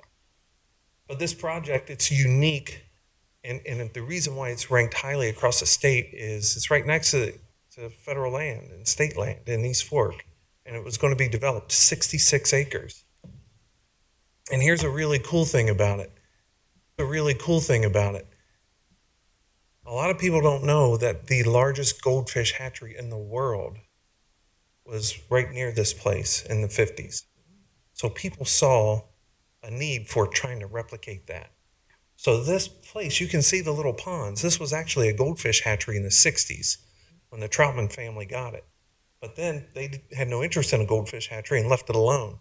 And it has turned into a wonderful, pristine wetland. We got native hibiscus blooming. All the wetland, the plants that have to have wetlands to survive are there. The amphibians and reptiles and all kinds of neat birds. And because it's next to a large area, it warrants protection. So by MSD agreeing to sponsor us, they get that loan reduction or that rate reduction, and the state's able to give us the funding up front that they save on their application as a grant so we can purchase the property. So thank you to MSD, and I hope you guys approve it. Thank you. That's all I have. We can take any questions at this time. Okay, I'll open it up. Vice President Treehouse. I don't have any questions. Thank you. Commissioner Dumas. Thank you, Madam Chair.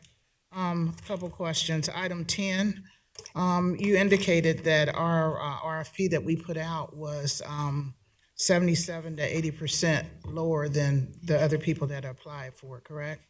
70, I believe one was 77 and one was 81. So we increased the estimate about 78%. So my question is, as you talked about the variables that was considered and that you increased it, who decides from our end how much the RFP should be when we put it out? We were so far off from what was needed. So who made that decision? So we do that work. I'll ask either Ryan or Matt to come up and tell you a little bit more about that process. Just a little bit, yeah, because we were way off on it.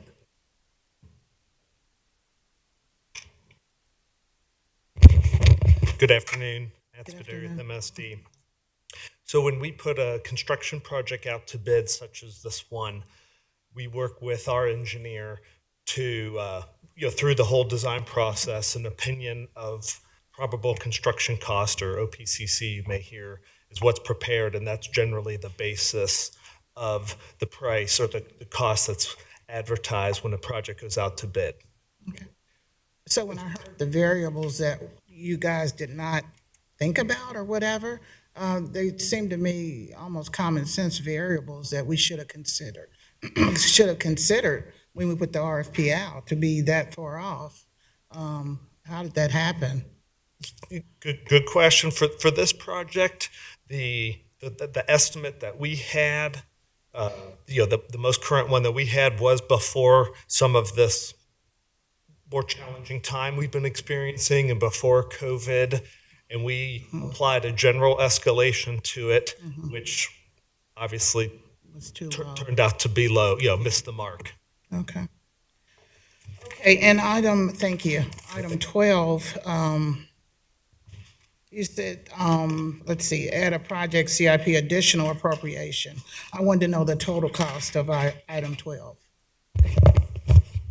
The $7 million, what is the total cost of that project? Total for the entire project, right? Not just design. It is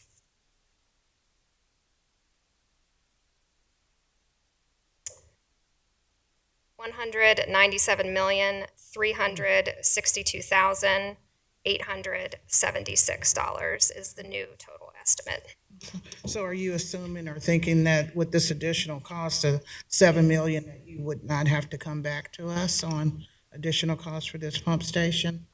Well, we will come back for construction once it's designed, but on the design itself, I mean, I will have to defer to engineering, but I mean, this is based on recently received information, so I think that is the intent, that we are going to proceed with the design with this cost. I mean, things can come up and changes can occur, but. So just for the design, it's $197 million.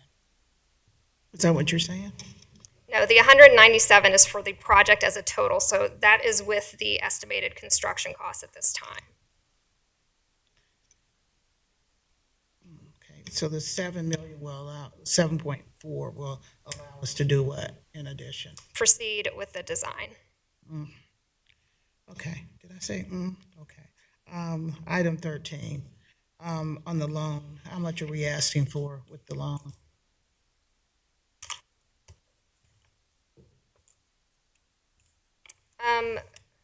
On our WPCLF loan, Right. I don't know exactly how much we are submitting, because sometimes design can be included, but the estimated total project cost of that underlying project is $22.5 million. And all those funds have been appropriated on that project at this point. So as we approve the execution and agreement of the loan, you really don't know how much we're asking for? Do you know?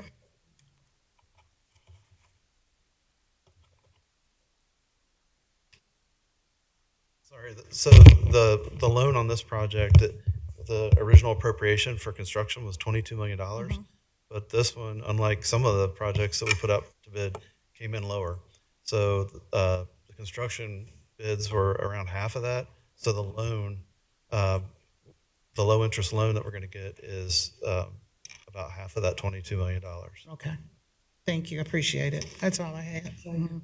Okay, I make a motion to approve items 9 through 13. Second. Commissioner Reese? Yes. Commissioner Dreehouse? Yes. Commissioner Summer Dumas? Yes. Thank you. Thank you. Thank you. All right. Mr. Ludo, consent agenda. Thank you, Madam President. Walk through the consent agenda briefly here. Item number 15 is a resolution related to this is the second amendment of a lease for Union Untapped LLC. This is for the tuberculosis control unit of public health to allow them to stay in their new facility until replacement facilities are available. We have a resolution amending and clarifying the terms of the Oral Health Coalition and the membership in the Oral Health Coalition. We have a resolution, which is item number 17, resolution number 26 to appropriate $47.8 million. These are a lot of our state fiscal year grants, so grants to juvenile court, municipal court, probation, that type of thing are appropriated through this resolution. We have a resolution for the purchase of a Ford Edge as a replacement for the sheriff's office for $36,000. We have item number 19, which is a resolution authorizing an agreement with Axon Enterprises. This is for the purchase of tasers for the corrections division for the sheriff's office. Item number 20 is a resolution accepting a purchase order for the purchase of office equipment for the Ohio Mean Jobs Center. Item 21 is a resolution authorizing the purchase of a Chevy Trailblazer as a replacement for environmental services at $26,000. We have the actions of the administrator for the month of April as item number 22. Item number 23 is an amendment to the grant agreement for the community improvement grant with Lincoln Heights. This doesn't change the total amount of the grant, but just changes some items within the grant due to cost variations. We have an amendment a resolution for EMA, which is a resolution recommending local emergency planning committee membership to the State Emergency Response Commission. Item number 25 is approving and memorializing the reopener with the wage reopener with Job and Family Services, AFSCME. Item number 26 is a resolution authorizing an award of an agreement with Language Arts LLC for $136,000 for telephonic interpretation services for JFS. Item number 27 is an item for resolution approving an agreement with Foundation of Love for Youth for group home services for $306,000. Item number 28 is a renewal with National Youth Advocate Program for family preservation services for $200,000. Item number 29 is a renewal of a single source agreement with Hope Have for Girls for group home services. Item number 30 is the resolution that we do with ODJFS and the Ohio Department of Medicaid for the sub-grant agreement for Job and Family Services to provide those programmings. This is for a 2-year period, July 23rd of 23 through June of 25. Item number 31 and 32 I will do together. These are renewals to the agreements with Talbert House and with Harbor Behavioral Health Care. This relates to youth employment for employment for youth. These contracts are seminal to the work of the Hamilton County Office of Youth. And then we have item number 33, which is reporting no objection to a liquor permit application from the Sheriff's Office. And we have requests for authorization to travel at the county's expense, 2 coroner employees to Butlerville, Indiana, a coroner employee to Washington, D.C., and 2 employees from the engineer's office to Dayton, Ohio. That concludes the consent agenda, Commissioners. Thank you. I open up Vice President Dreehouse. I have no questions. Commissioner Dumas. No questions. Okay, I make a motion to approve and accept for the record items 14 through 34. Second.